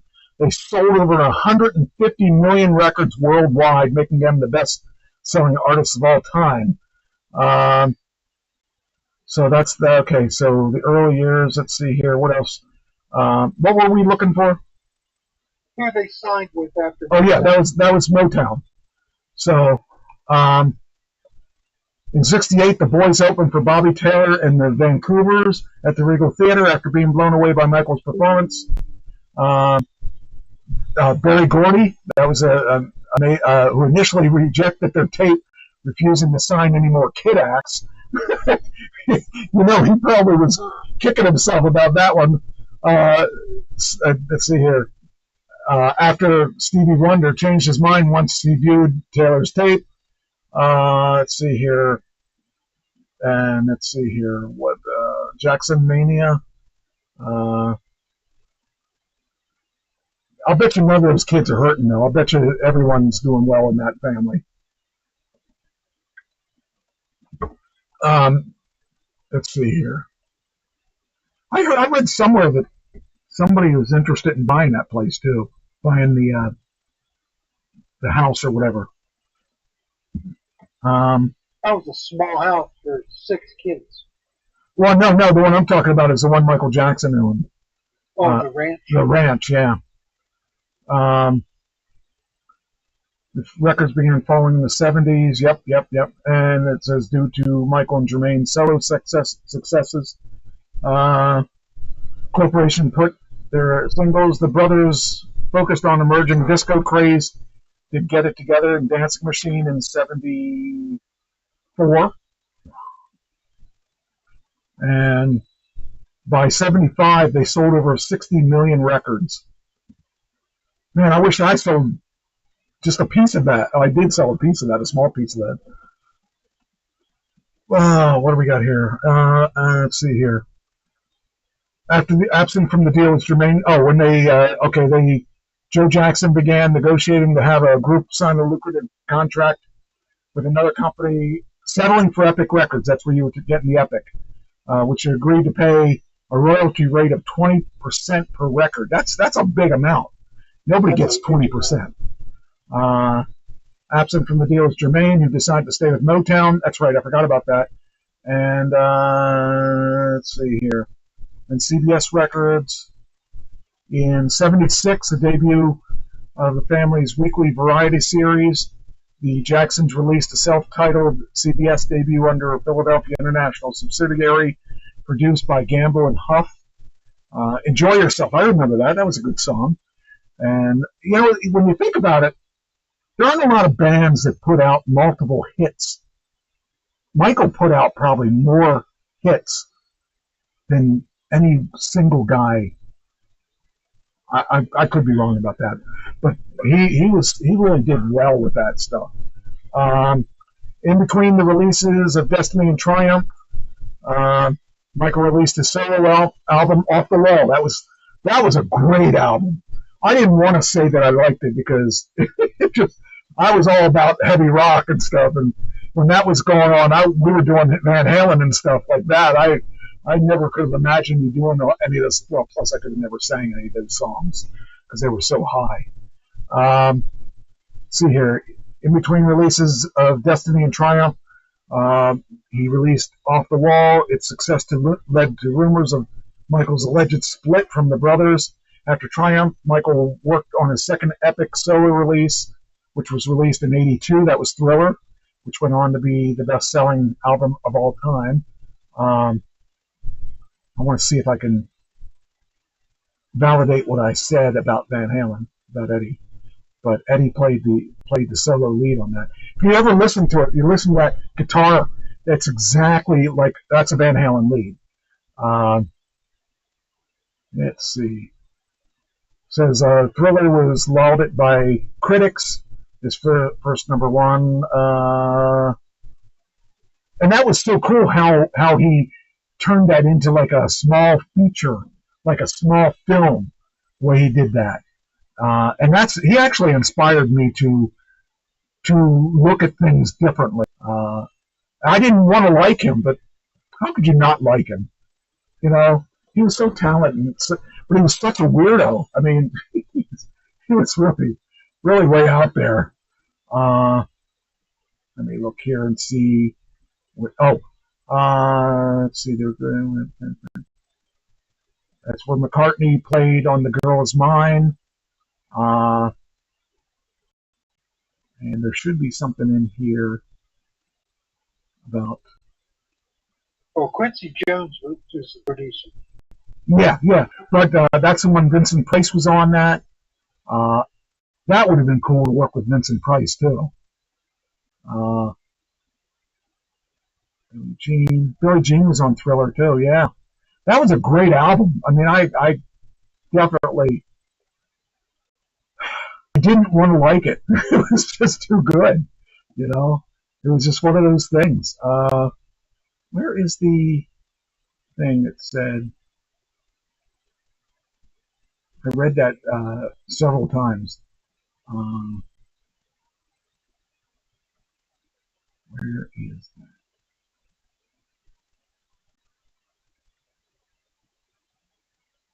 I want to say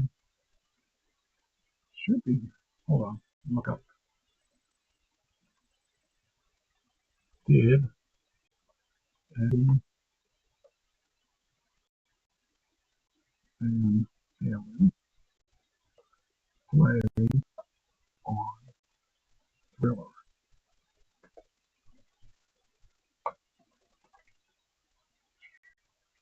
Yes, Eddie Van Halen played the iconic guitar solo on Michael Jackson's "Beat It." Oh, "Beat It." I said "Beat It." I said "Thriller."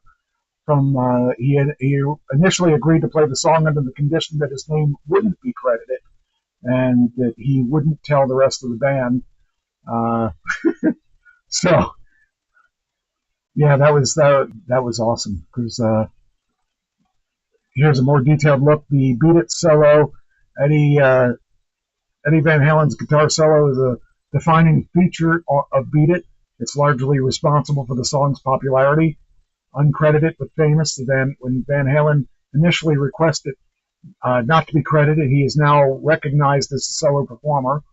And Van Halen's participation was initially kept secret from other members of the band, according to the Quora post, and he did it free of charge. Could you imagine having such a big song hit big and you aren't credited for it, and you're the only one that knows that you did it?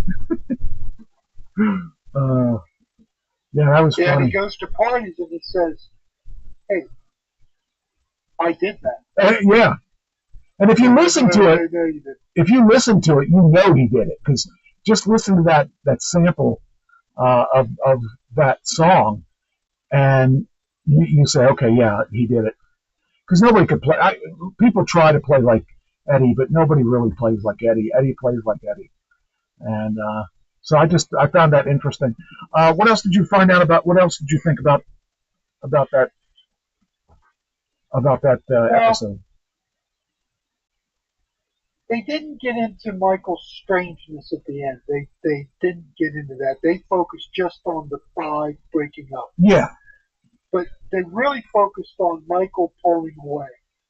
He just at the end at the world tour, at the very last, they were in Kansas City. At the very last concert, he got up and announced that would be the last time they'd ever tour together. Yeah. And you should have seen his brothers, the way they looked. He shocked everybody. No one was expecting it. He just took the mic and said, "This will be our last world tour." Yeah. Yeah, that was kind of but I mean, that was the only way he could do it, because he was going to get resistance regardless, and it's best that it comes from his voice than from the news services. Music studio. Yeah, because they weren't going to be good to him, but people knew that.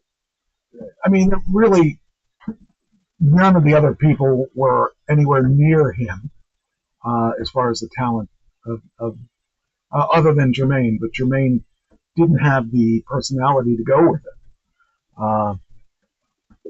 They said in the world tour, Michael would leave stage and Jermaine would come on and do 3 or 4 songs. Yeah, I forgot about that. Yeah. And it was like intermission. Yeah. Everybody was just waiting for Michael to come back. Everybody wanted to see him. They didn't care about the other people. And for good reason. I mean, he was far superior to everybody. So, yeah, that was interesting. That was interesting. That was an interesting episode. I wish I would have watched it, so I would have taken notes. I watched it a couple years ago, but that was one of my favorite episodes. We can hold off on the Chosen. I'll watch it for next week. Okay. Because we didn't. It was WrestleMania weekend. I mean, Sorry. It's funny because Right. Christine said, "Are we going to watch The Chosen?" I said, "No, it's WrestleMania. I'm not going to give up WrestleMania. WrestleMania, you got to watch live. It's not a thing that because you never know what's going to happen in WrestleMania. And this WrestleMania was no exception. There were a couple of really bad matches, but overall, it was really good. And I loved that they inducted certain people into the Hall of Fame this year. It was really good. So, yeah, it was nice. I was glad to see my friend Tugboat make it in because he's a good guy, and I was glad to see that John Tenta Earthquake made it in too. I didn't know Earthquake, but I knew his partner, so it was just kind of neat. What else did you have in there? Well, something about the 60s. Did you know that 42% of adults smoked in the 60s? I believe that. It's funny when you think about it because if you were born, say, in 2000, you would say, well, why would anybody smoke anyway? You know. But when I was a kid, I remember my dad smoked. He smoked his pipe most of the time, but he smoked cigars and stuff like that. And I hated smoke so much. And I asked him one day to quit smoking for me because I didn't want to see him die young. And he got mad at me and he gave me a lecture. And I was right. He died young. If he had listened to me, no, that's not why he died. Of cancer? No, he died of low potassium, which he gave to me. Thank you. Low potassium is a really a weird way to die. He was at work, and he was talking to his buddies. He was telling a joke, and after he did the punchline, he fell over and died. And nobody knew to give him his potassium medicine because they could have saved his life. So I'm lucky to not have that part of it. I had suffered with low potassium for years and years, and I changed my diet a bit. And I've not had any potassium issues in the past probably 20 years. But I used to have potassium issues really bad. And I had to keep an eye on it. I don't have to keep an eye on it now, so everything seems to be in the right direction. But that's a scary thing to have. My dad he'd wake up and he'd be laying there in bed and he'd be okay. He'd sit up and he'd just all of a sudden not know where he was or who he was. And you'd lay him back down, he'd know everything. He'd be okay, but you'd sit him back up and he just totally. It was weird. It was weird to see him like that. So I was always afraid that I would end up like that, but I guess I fixed my potassium problem somehow. I still don't know how that happened, but fortunately it's not. Thank God for that. Yeah, I'm very thankful because I used to get cramps in my legs all the time and stuff like that, and they said it was low potassium. I used to carry. I actually have potassium pills upstairs somewhere. I haven't had to use them for a long time, but at one point I was taking potassium. So, yeah, it's a weird thing. All right, what else? All right. Well, how many percentage of smokers? Oh yeah, today? smokers. Now it would be. I'm really surprised that people smoke at all anymore, but I still run across people that smoke.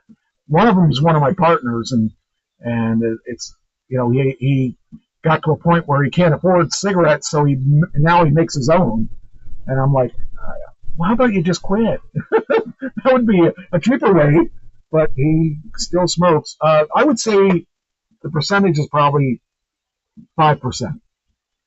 11.5. Really? It's that high?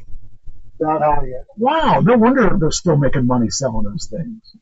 Sure are. I can't grasp that. I can't even understand why you would start. Because my sister smoked. She doesn't anymore. My older brother died of cancer. He had liver, or what did he have? He had brain cancer and lung cancer. He originally started out with bladder cancer. I mean, I could never understand why people smoke. I hated the smell of it, and and I couldn't stand. I got lucky when I was younger. When I was like 15, my neighbor was hanging out with some of his friends, and I was hanging out with him. He was about 7 years older than me, and he was smoking, and I said to him, "Can I have one of them?" He said, "Sure." And he lit it. He lit it. Now, what you got to do is you got to take a deep breath and you just hold it. And I did that, and I started choking and stuff on it. And I never had another cigarette after that. I had a very similar story. My guy gave me a cigar once. He told me to inhale. You lit it? Yep. Inhale. Mm-hmm. I puked all over the living room. I tried to understand why people smoke, and that did not teach me. It didn't teach me why they did. And I'm glad. I'm thankful that he actually did that. And I said, okay, I understand now that I don't want to smoke. And my mother used to use them for tools to make us feel guilty. She would say, "I'm just going to smoke until I die," and she would smoke in front of us when she was in a bad mood and when she was depressed, which was most of the time. And she would do that. She would do that in front of me and try to make me feel guilty. And of course, I would feel guilty but I would never understand why anybody would smoke in the first place. So, fortunately, my sister doesn't anymore, and I'm thankful for that. And I don't remember how many years she said she's free of it, but I'm very thankful that she doesn't smoke anymore. And I don't understand why people still smoke. I just, we all know why you shouldn't smoke. We know the problems that are inherent in smoking. Why would you take that chance? But yet there's some people that live a long life smoking, and they're in their 90s and still smoking. I don't get how some people can't smoke, and some people can. So I guess I'll never really understand that. Well, probably not on this side of heaven are we going to get that one, because I don't either. Yeah. Okay, Michael, in 1966, what was the average price of a man's haircut? $2. $2.05. Oh, I didn't think I'd get that. You did. I just guessed. $19 today. Today, last time I went, it was 18. Plus I tipped them. So, but yeah, 18 is what I paid last time I got a haircut. Wow. That's a big jump. It's a huge jump. How about a permanent? Oh, geez. In the 60s? Yeah. I would say $12. That's it, $12. Really? I just guessed on that. That's worth $118 today. Holy cow. That's a lot. Wow. That's So here's another one for you. Yeah. In 1960s, 72% of adults were married. Okay. What do you think it is today? I would say 35%. No, it's 53%. Really? It's really that high? Yeah. I'm really surprised about that. But it's dropping fast. In a couple of years, it'll probably be down to 35 because it is dropping fast. Yeah. And this younger generation does not believe in marriage. I believe that. It's funny because I remember a couple times I was involved in relationships where it didn't make sense. And for me, that would have been bad if I had married certain people that I've been with, because the breakups were really horrible. And I could imagine that they would have taken me for whatever they could. Of course, at that point, they didn't have anything. But this girl I'm with now, I would consider marrying. I think she's great. And we haven't really talked about. We've kind of joked about it, but we haven't really talked about it. But she's awesome, uh, and I really like being with her a lot. She makes my life easier and makes my life funny, and I can't imagine. I mean, I had all but given up on dating when I met her because I had had such bad issues, and when I met her, I just wanted someone to go out to eat with, just wanted someone to talk to because I had been alone for a little while, and after that relationship I had, it was just I couldn't justify the relationships that I had and that led to my disapproval of dating women at that point because I don't know. I just that she reaffirmed my belief that people can be good. People are actually good if you just got to look for them. They're out there though, and I'm real happy with her.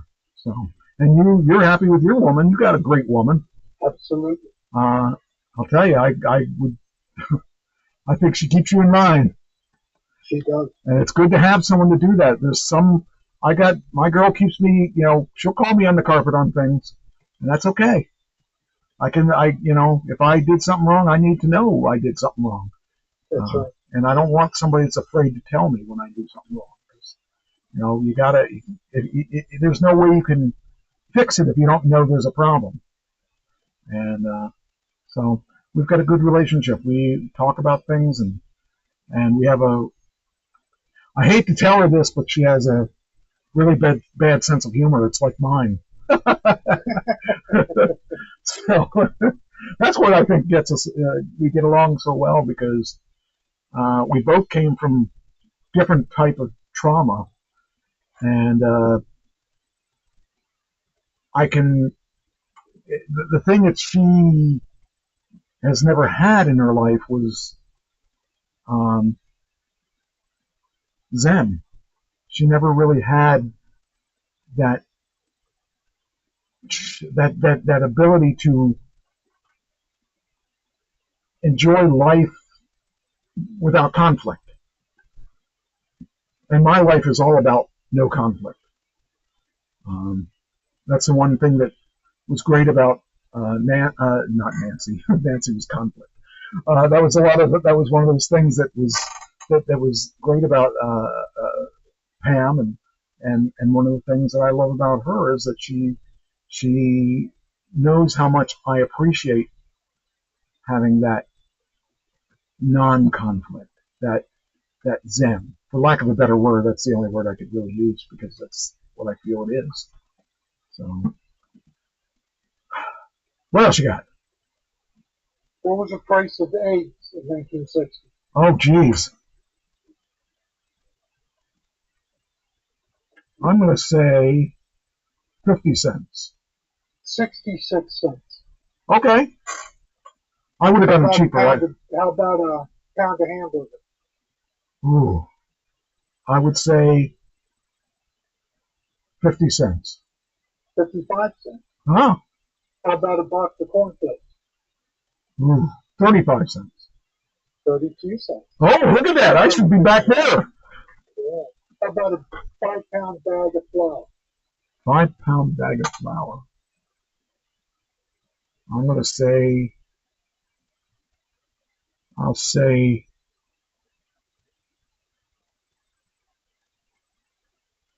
65 cents. Get on. Oh, really? Oh, I'm not looking this stuff up. You can watch me. I'm just thinking what it was like back then, and I'm really surprised I was right on some of these. You're doing well. Hey, how much did a 3-minute phone call to someone across the country cost? 3 minutes. 15 cents. $2. Really? Oh, wow. Wow. So if you had an hour conversation, you realize how much money you spent. Yeah, I didn't think it would be that. That was in what year? In the 60s. In the 60s. Wow, I'm really surprised that was. I would have thought that Oh, wow. They really got us on that. That's crazy. That's why you couldn't do long distance calls. Mm. Cost you too much money. Yeah, now we have our cell phones. We can go anywhere, anytime. And You remember when you had to pay roaming rates? I Yeah. remember having Dowski and I owned a payphone in the in the 90s, and we made money. Oh, there were all kinds of. I mean, we made money off of crazy stuff, but it was like we were at the tail end of the thing, so we weren't making the kind of money we should have been making. But yeah, that's crazy. If you had gotten in at about 10 years before that, well, they had released the ability to be a payphone owner a little bit before that. But even before that, you couldn't, like in the 70s, you couldn't be a payphone owner at unless you were a company like Verizon, not Verizon, because Bell or one of the big companies, because there were only a couple companies back then. So yeah, that's crazy. Guess what an average house was in the 60s? How much it cost to buy a house? In the 60s, what's an average house? What do you consider? Let's say 3 bedrooms, 2 baths. In the 60s,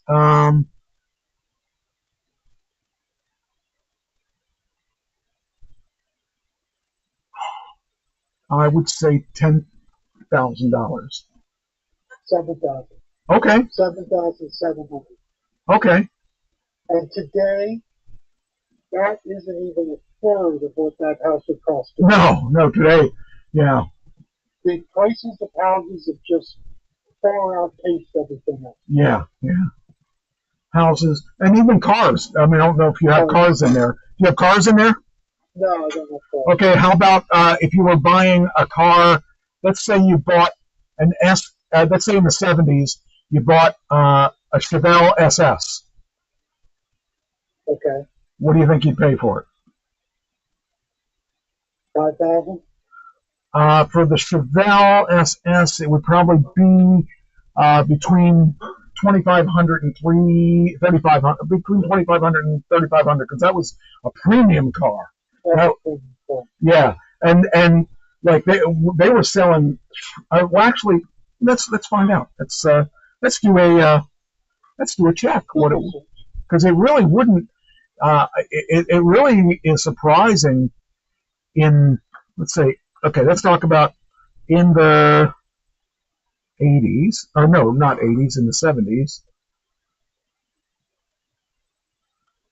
What would a 77 Chevelle SS, that's the top model, cost?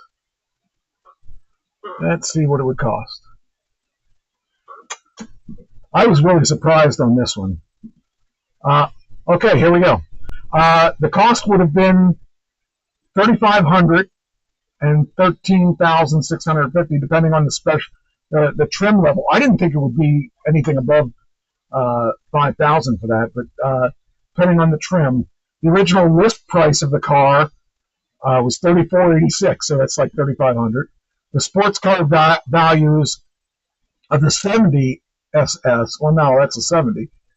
You can buy one today at $125,000 to $150,000. So those things, if you ever watch the auctions of these cars, they will just blow your mind. Some of the prices that people are paying for those cars. Way back then, they would buy. I see these SS Chevelles on these auctions, and that people are just spending unheard of amounts of money. Corvettes and stuff like that, all those things from that era. They really do knock out some major prices on some of that stuff. But yeah, that was crazy. I remember my cousin had one of those SS Chevelles. That's why that one was one that came to mind. 1970 would have been, there were only 4,475 that were produced in 1970, and that one would have been 34,86. and its value today would be 125 to 150,000. That's more than my car. It's crazy. One last item, Michael. One last item. All right, what you got? You're in technology, right? I Let's was see if you know what was going on in the 60s. in the 60s.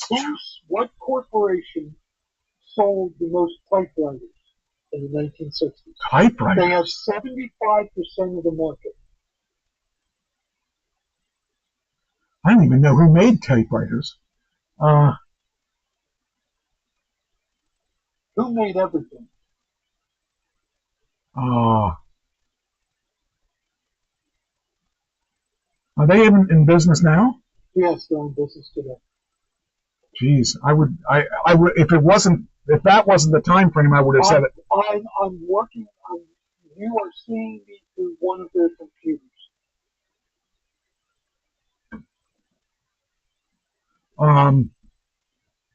I would have said IBM, but I don't think they were around then. Yeah, they were. They were around then. Because I was offered a job at IBM. How about IBM?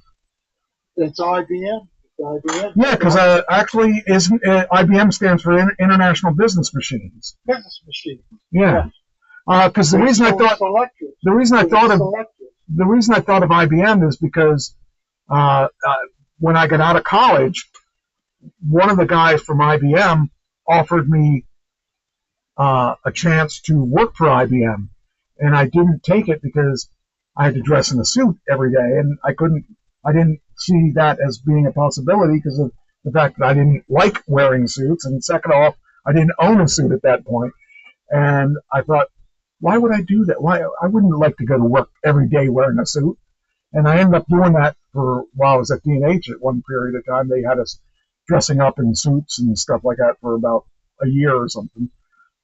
But I didn't think of IBM. I was trying to think of it.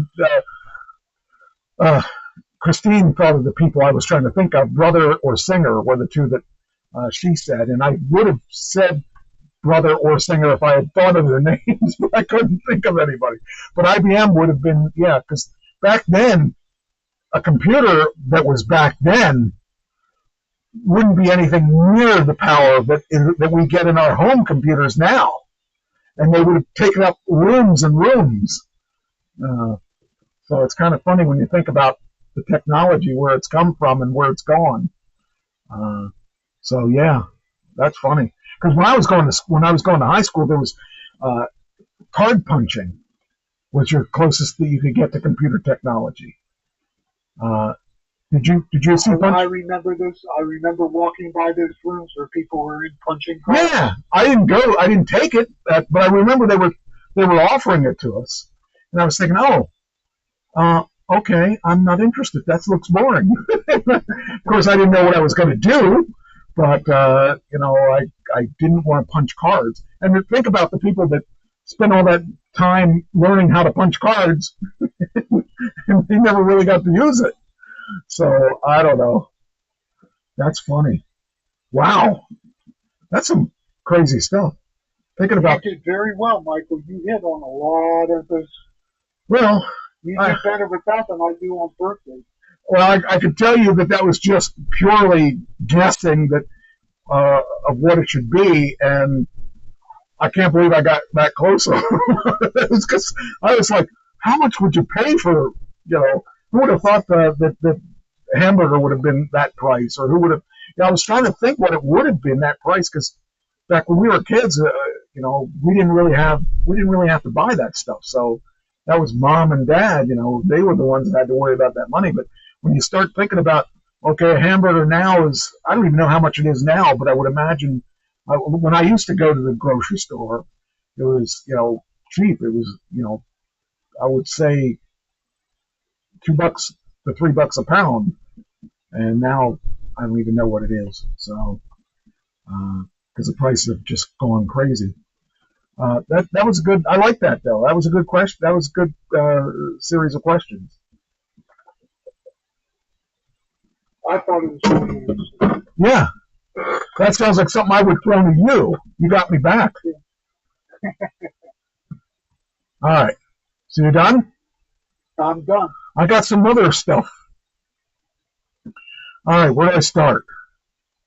Okay, let's talk about, since we had just seen Easter, the pork taboo. More than 1/3 of the world's meat comes from this type of meat. What meat do you think that is? 1/3 comes from From this type of meat. bovine. Okay, we got 1/3 of the world's meat comes from pork, despite widespread religious prohibitions. Where does the taboo on pigs come from? Well, it's biblical. Okay, Jews and Muslims both do not eat pork. oh, Jews don't eat pork? Correct. Oh, I didn't know that. Okay. Well, it says pork accounts for more than 1/3 of the world's meat, making pigs among the planet's most widely consumed animals. They're widely reviled for about 2 billion people. Eating pork is explicitly prohibited. The Hebrew Bible and the Islamic Quran both forbid adherents from eating pig flesh, and the ban is one of humanity's most deeply entrenched dietary restrictions. Why is that? Because they're dirty animals. Oh, that's really the only reason? Yes. Oh, okay. One of the big stories in Scripture is the prodigal son. Okay. He was relegated to eating the same thing that pig did, Oh, which would have disqualified him from all Jewish customs. And yet God, the Father, took him back. In other words, God took him back. So there is nothing that you can do that God will not take you back from. Even eating the same food as a pig did. wow. Pigs eat what no one else will eat. Huh. I had no idea. I've never heard that before. It says here there are an amazing number of misconceptions that people continue to have about pigs. That makes research both frustrating and fascinating. Among the surprising finds is that inhabitants of the earliest cities of the Bronze Age, which is 3500 to 1200 BC, were enthusiastic pig eaters, and that later, the Iron Age, 1200 to 586 BC, residents of Jerusalem enjoyed the occasional pork feast. Yet, despite a wealth of data and new techniques, including ancient DNA analysis, archaeologists still wrestle with many porcine mysteries on why the plentiful animal gradually became scarce long before religious tattoos were enacted. Ultimately, the tale of the pig is in the ancient, looks like Near East, reveals how humans thrived in first cities, the ways which economic inequality shaped early urban societies, and the important role of the diet played in defining ethnic groups and distinguishing friend from foe.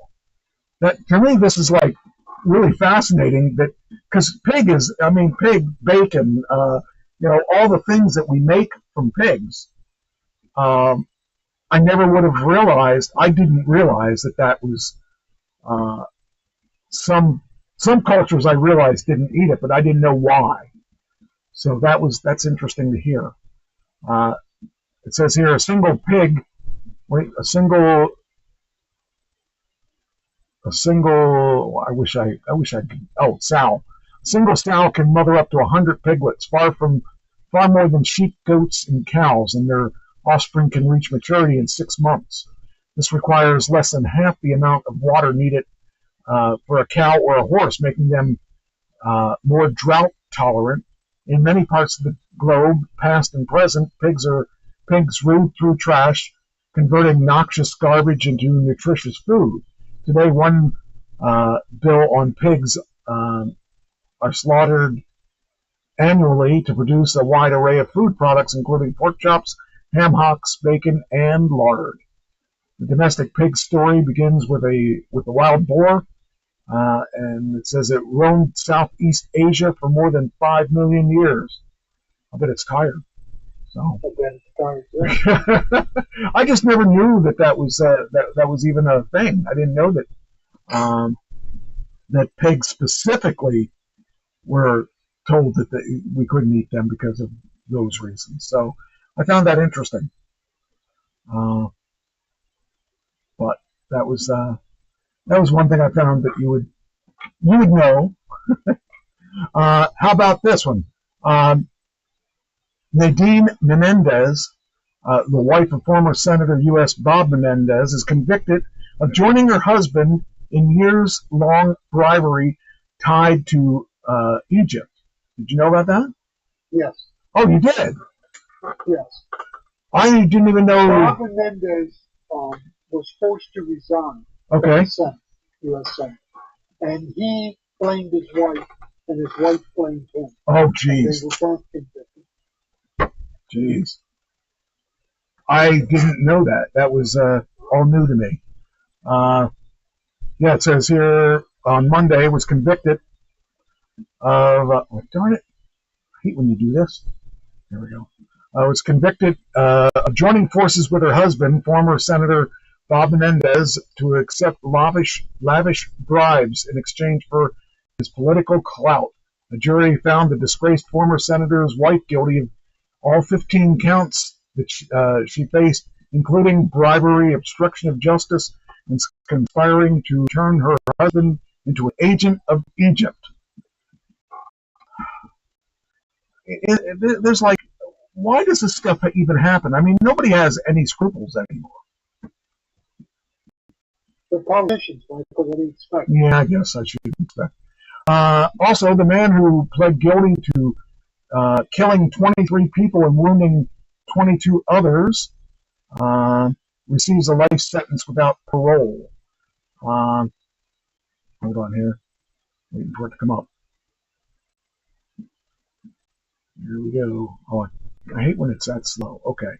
The Walmart shooter, Patrick Crusius, pleads guilty, gets life in sentence. I don't know. See, someone like that, he doesn't deserve to continue living. You know, when he took those lives of those other people, I don't know. Gets to live his life without, you know, they aren't going to be able to live their lives. But, you know. He'll get free medical care for the rest of his life. Yeah. Well, I don't know that the medical care is very good. Look at Weinstein. You know, he's got a lot of issues there. But still, you know, he's still going to be alive. $20,000 in damages to Tesla is let off by a woke DA. This I don't get. So this person decides that they want to destroy Teslas to make a point. Why didn't that open? Try this again. Try this again. Okay.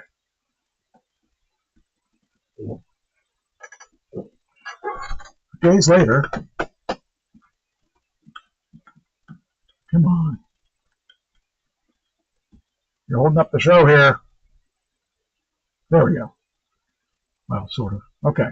Minnesota state employee who allegedly cost over $20,000 in damages to Teslas is let off by a woke DA as cops slam deal. See, now this person was caught on. District attorney has declined to charge the state employee who was allegedly caught causing $20,000 by vandalizing a half dozen Teslas. A decision the local police chief said as the latest betrayal of victims. The suspected vandal, 33-year-old Minnesota government employee Dylan Adams was allegedly spotted keying the vehicles and stripping their paint off while walking his dog around the city. Despite what police believe to be the evidence of Adams committing the felonies, the district attorney, Mary Morietti, will seek diversion rather than criminal charges. Now, if you accidentally scratch the Tesla, I would be okay with not pressing charges. But this guy did a bunch of Teslas. And, he knew what he was doing. He knew it was not right. Huh? It was Colin Kim. Yeah. There's no reason to not do anything to this guy. Why let him off? Why let the insurance companies pay for this? This should not be an insurance company thing. This should be, he did it. He truly did it. They got video of him doing it. So why are we letting him go? Because it's a woke DA. Yeah, well, then she should pay it. Somebody should pay for it. Why should the insurance company pay for it? Why should, because, that wasn't, it's sad. This kind of thing's stupid. I don't get it. So that means if... now, Michael, do you think the insurance companies are going to go after him for the money? I don't know. Can they? In civil court? Can they do that? I don't know. I hope they can. It just, it's like if you did one, that's bad. But if you did like 20 of them, it's not an accident. And they got him on cam. It's not like he isn't guilty. These people, they just frustrate me. Because I don't understand why we're giving them any kind of special, because he knows he's wrong, and now he's not going to be discouraged against doing it again. I don't know. Anyway, let's go on to the next thing. Okay, Boston Marathon winners. Did you hear who won? No. Kenya's John Korir won yesterday's Boston Marathon, finishing in 2 hours, 4 minutes, and 45 seconds on the men's side. Kenya's Sharon Lokedi won the women's side at 2 hours, 17 minutes, 22 seconds, a new women's course record. So, why is it that we're letting Kenya enter our Boston Marathon? Because they're the best runners in the world, Michael. Because they're the best runners in the world. Well, no wonder they're running away from the lions and stuff. They got a lot of practice. Oh, man. Only the best survive. Yeah, you bet. They're still alive, so they must be good. Oh, man. It just is funny to me that somebody from Kenya would want to come here to run. I guess because I'm not a runner or anything like that, but it just seems kind of funny that people will have to do that. So, okay, we talked about the defaulted student loans, so we don't need to continue talking about that. Oh, this is weird. Here's a really weird one. Cape Cod has a vandalism issue. And this one is some that I can't really put my finger on why it's happening, but it's a real weird one. The cops know about it, and they don't know what to do about it. Cape Cod mysteriously vandalized with nearly 500 point-up nails embedded in the roads. So, like when you're driving in Cape Cod, you have to keep your eyes open because these people are putting nails up. These strips of nails. Wait a minute, I think there's a picture of it. There it is. Okay, there we go. So here you see these, see the nails? Somebody's put these in the road. And here's another. It's going viral. Now it's going to go all over the country. Yeah. It says nails were found embedded point up in tar patches along at least 4 of the Falmouth roads on Friday morning, according to the Falmouth police. people just really amaze me at how ignorant they are. Why would you do that? We all know tires are not. I mean, my tires for my car, the front tires, only the front tires for 2 front tires, I paid $550 for the pair, and that was cheap. That was a good deal. But my back tires are even more expensive than that. It's just ridiculous. I don't get it. All right, next thing.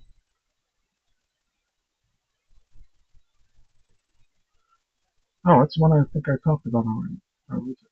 Yeah, we talked about that one. The Trump tariffs are tilting the scales in Coke versus Pepsi battle. How about that? You know I how? didn't know this. Well, first off, me being a drinker of Pepsi, Pepsi guy. this concerns me. That's why I'm going to talk about it. So the reason that it's tilting the scales is that the tariffs are causing an issue with Pepsi because Pepsi is bottled in Ireland.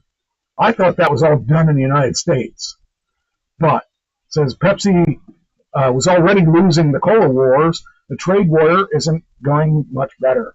It comes down to where Pepsi Cola and Coca-Cola make their secret recipe concentrates that are the essence of their sodas.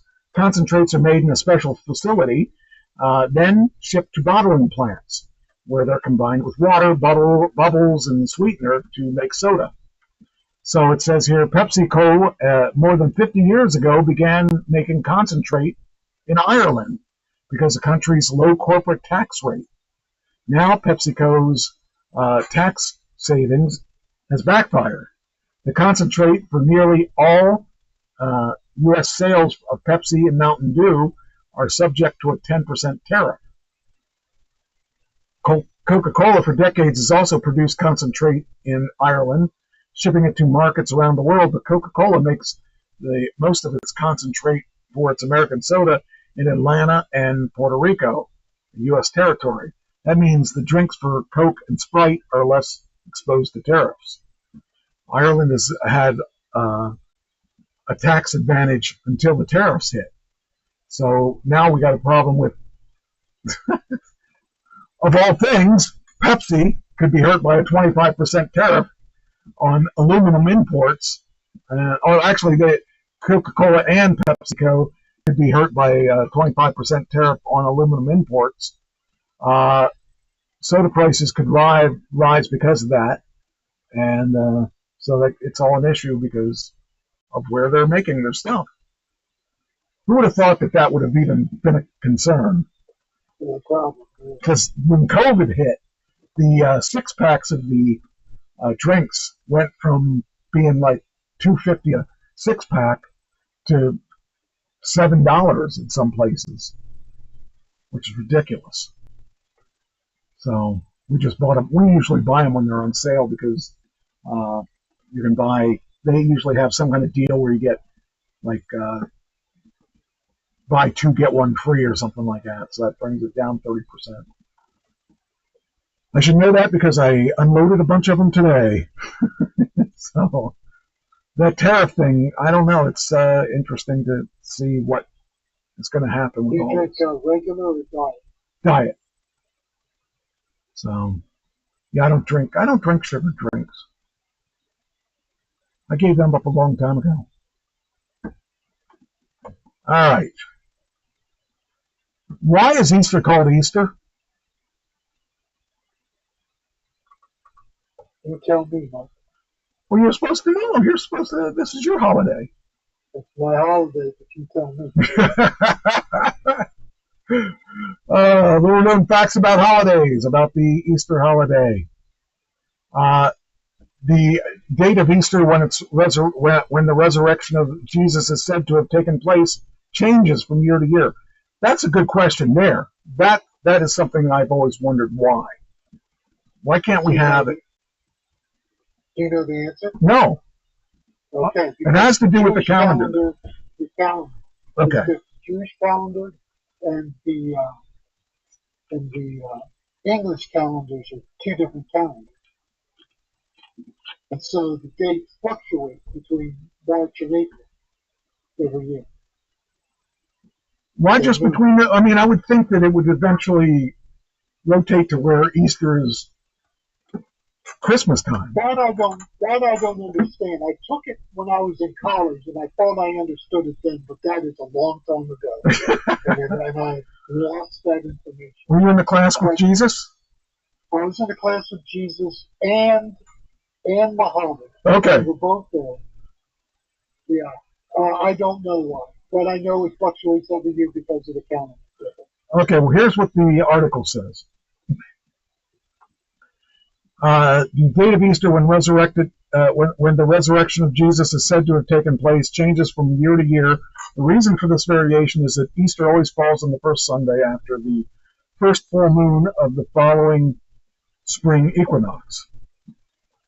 I am a religious studies scholar specializing in early Christianity, and my research shows that the dating of Easter goes back to the complicated origins of this holiday and how it's evolved over the centuries. Easter is quite similar to other major holidays like Christmas and Halloween, which have evolved over the last 200 years or so.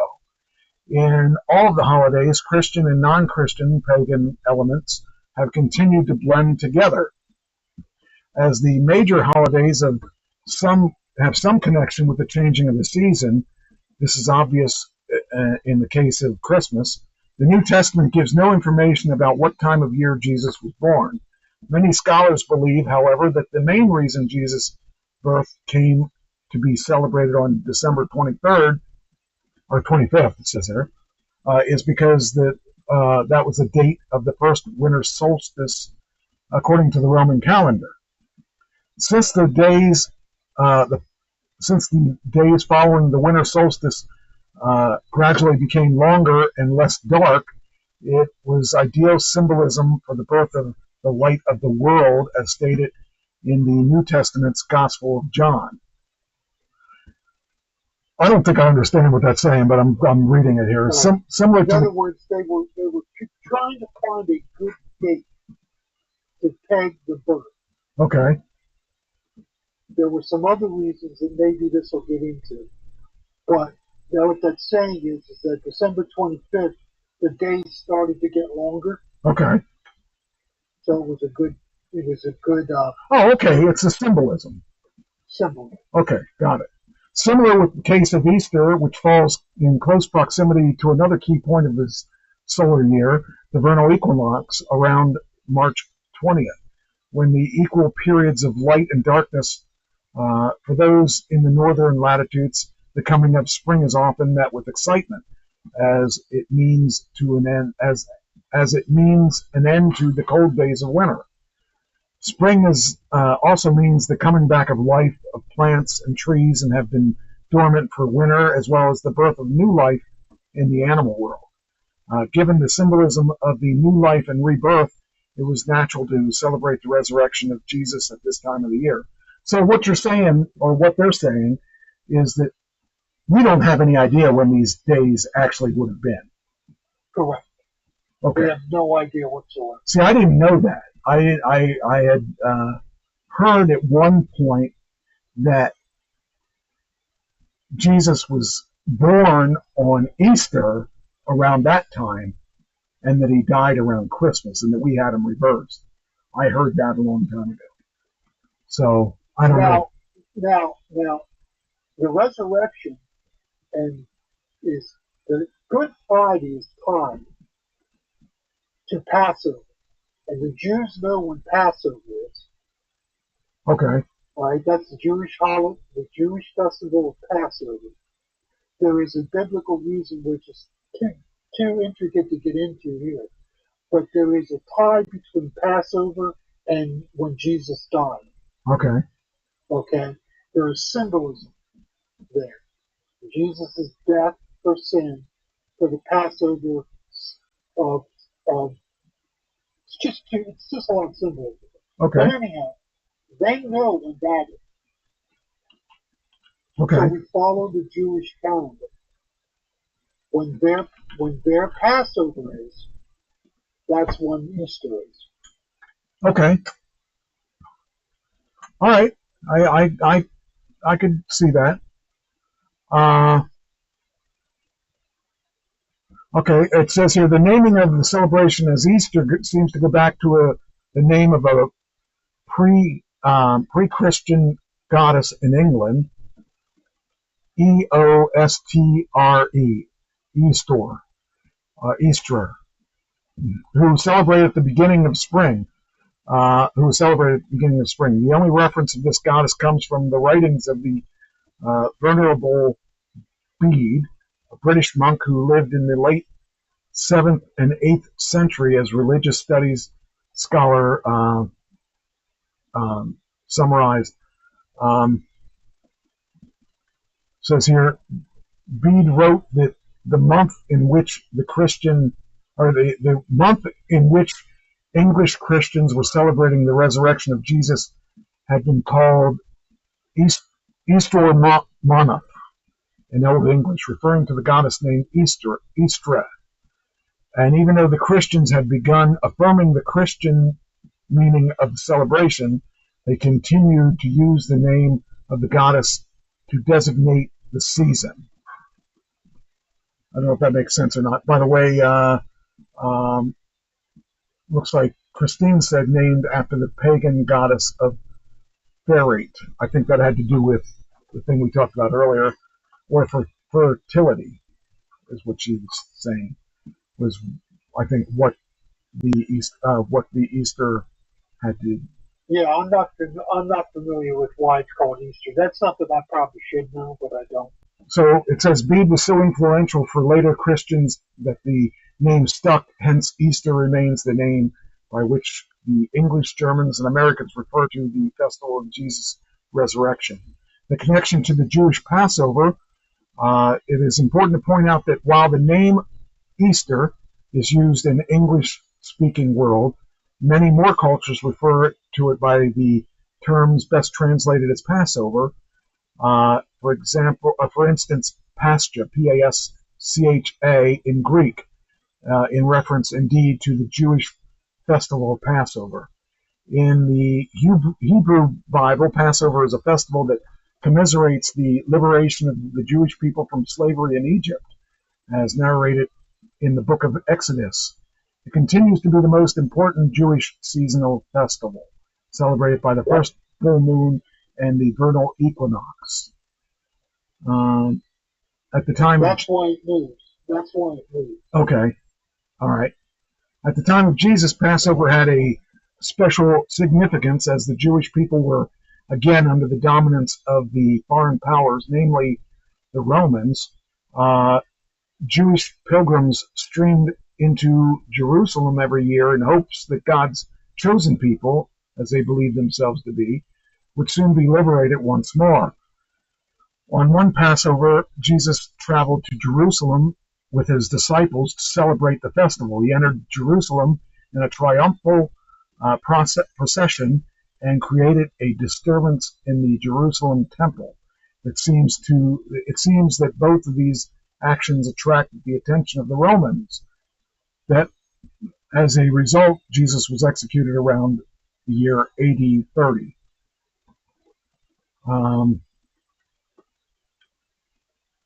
Some of the Jesus followers, however, believed that they saw him alive after his death, experiences that gave birth to the Christian religion, as Jesus died during the Passover festival, and his followers believed he was resurrected from the dead 3 days later. It was logical to commemorate these events in close proximity. So, yeah.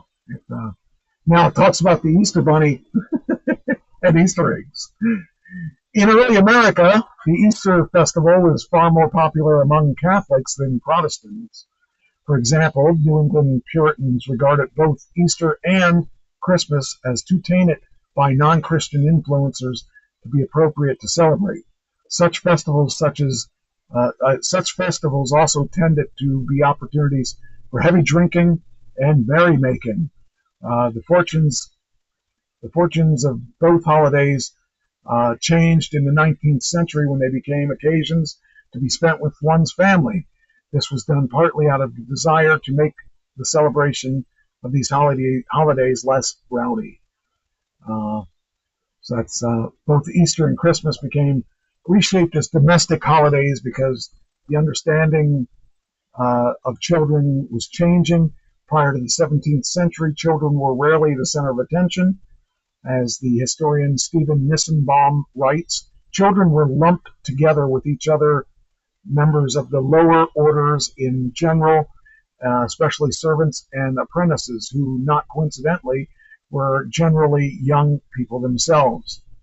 So for the 17th century, there was an increasing recognition of childhood as the time of life that should be joyous, not simply as a preparatory for adulthood. This discovery of childhood and the doting upon children had profound effects on how Easter was celebrated. It was at this point that the holiday's development that Easter eggs and the Easter bunny became especially important. Decorated eggs had been part of the Easter festival since medieval times, given the obvious symbolism of new life. The vast amount of folklore surrounds Easter eggs, and in the number of Eastern European countries, the process of decorating them is extremely elaborate. Several Eastern European legends describe eggs turning red, a favorite color for Easter eggs, in connection with the events surrounding Jesus' death and the resurrection. That's a lot of words. So I guess that makes a little sense, I guess, on where the Easter eggs and stuff came from. So, interesting stuff. What it's really saying is, for a lot of people, the reason for Easter is lost. Yes. Yeah, I kind of figured that was probably what they're trying to tell us, is that, they were getting away from what the celebration was about and made it about family and about Yes.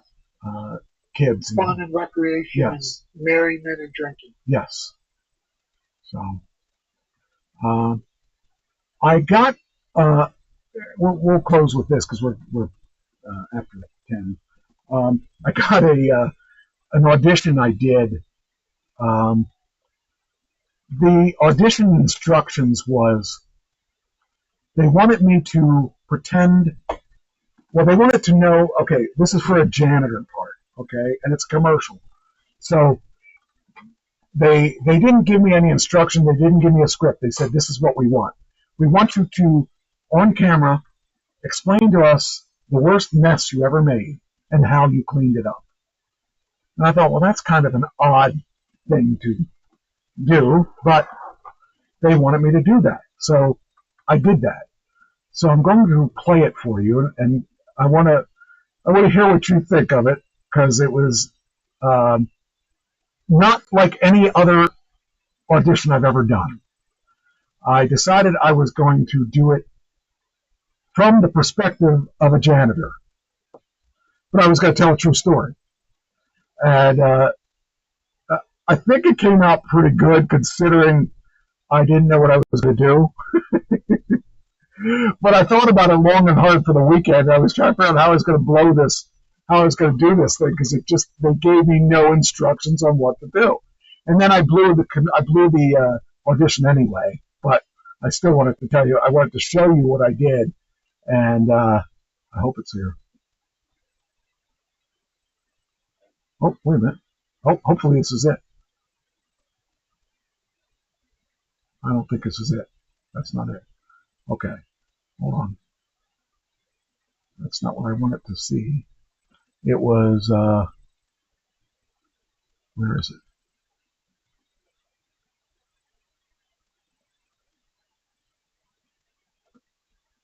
Oh, maybe I won't show it to you.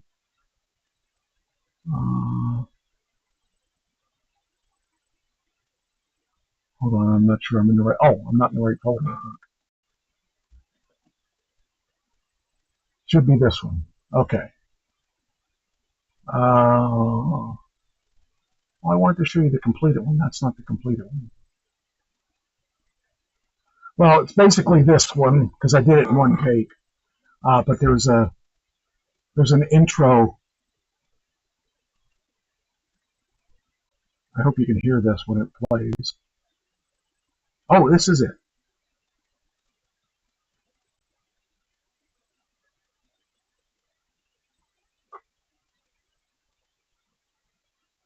Hold on, I gotta figure out why it's not loud.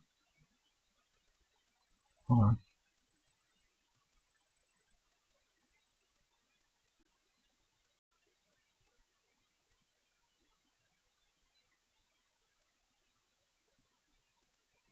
I had to increase the volume when I did the edit, so I don't know if it's going to play or not.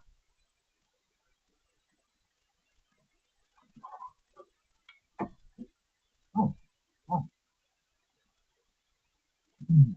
No. Can you hear it? Yes.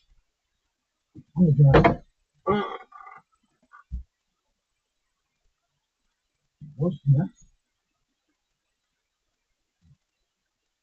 Let me think about that.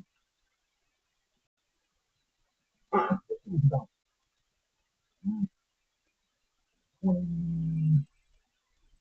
27 years ago. I lived in that little house, big time. And two levels. It's pretty comfortable, two levels. Two bedrooms up there. And, spaces in the first floor. And then I had a basement. And one time I went and it was raining. This was pre-Saturday. I noticed that there was a little leak in the bit. And I went and looked at it. And that's a small leak. And I pulled the piece away from the wall. And that little leak became a. Now, before you knew it, it flooded the basement. And it was probably about a foot deep.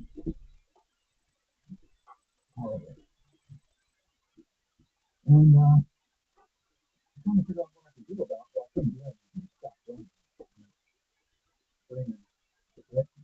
Mud all over the place. All over the place. So I'm trying to figure out how it's going to clean up. That's right. So I try to clean up with a mop and mud from one place to the other. So I came up with this really cool idea.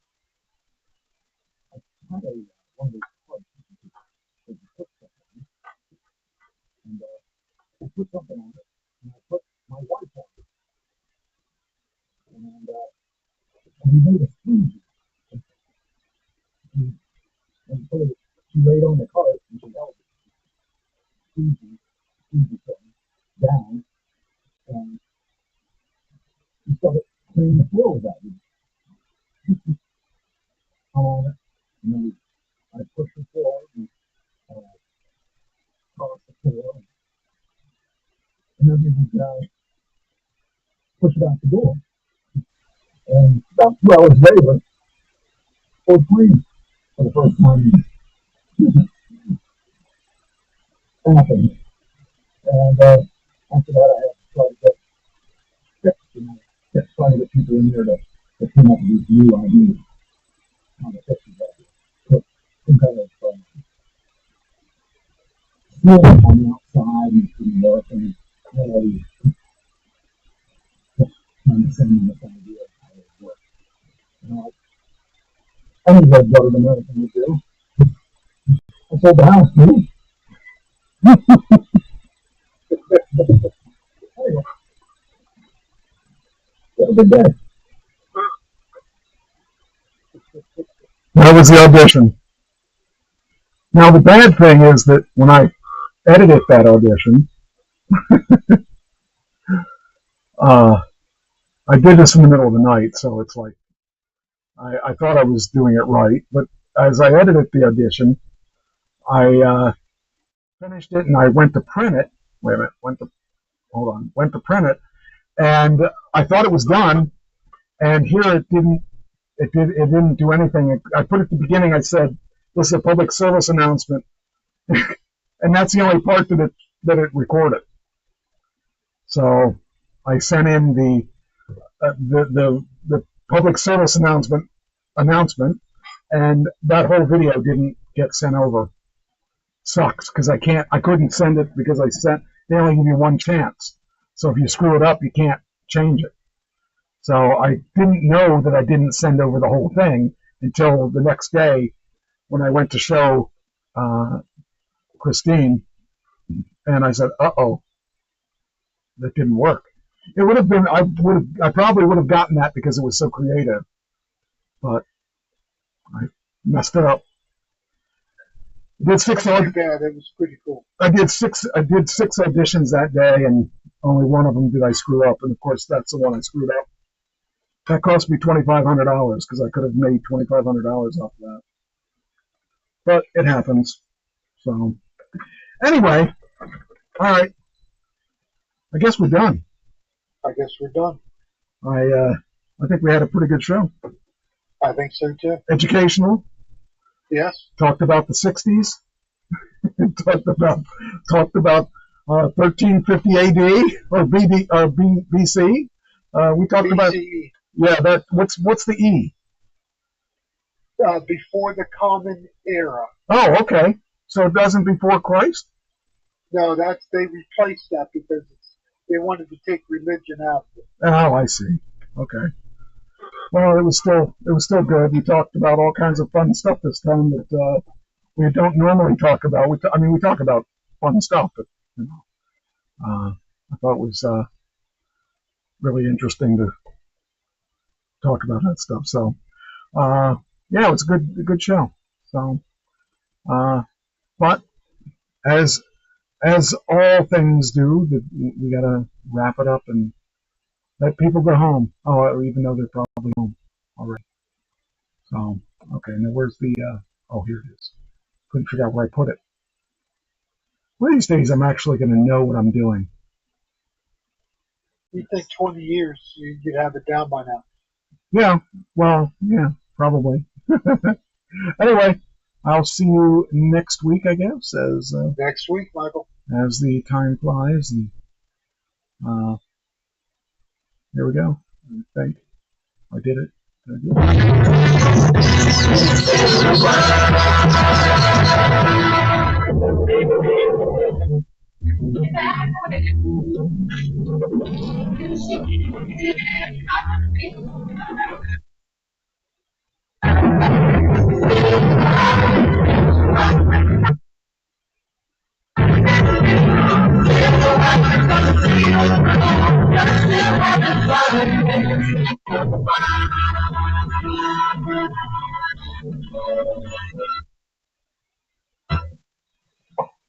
I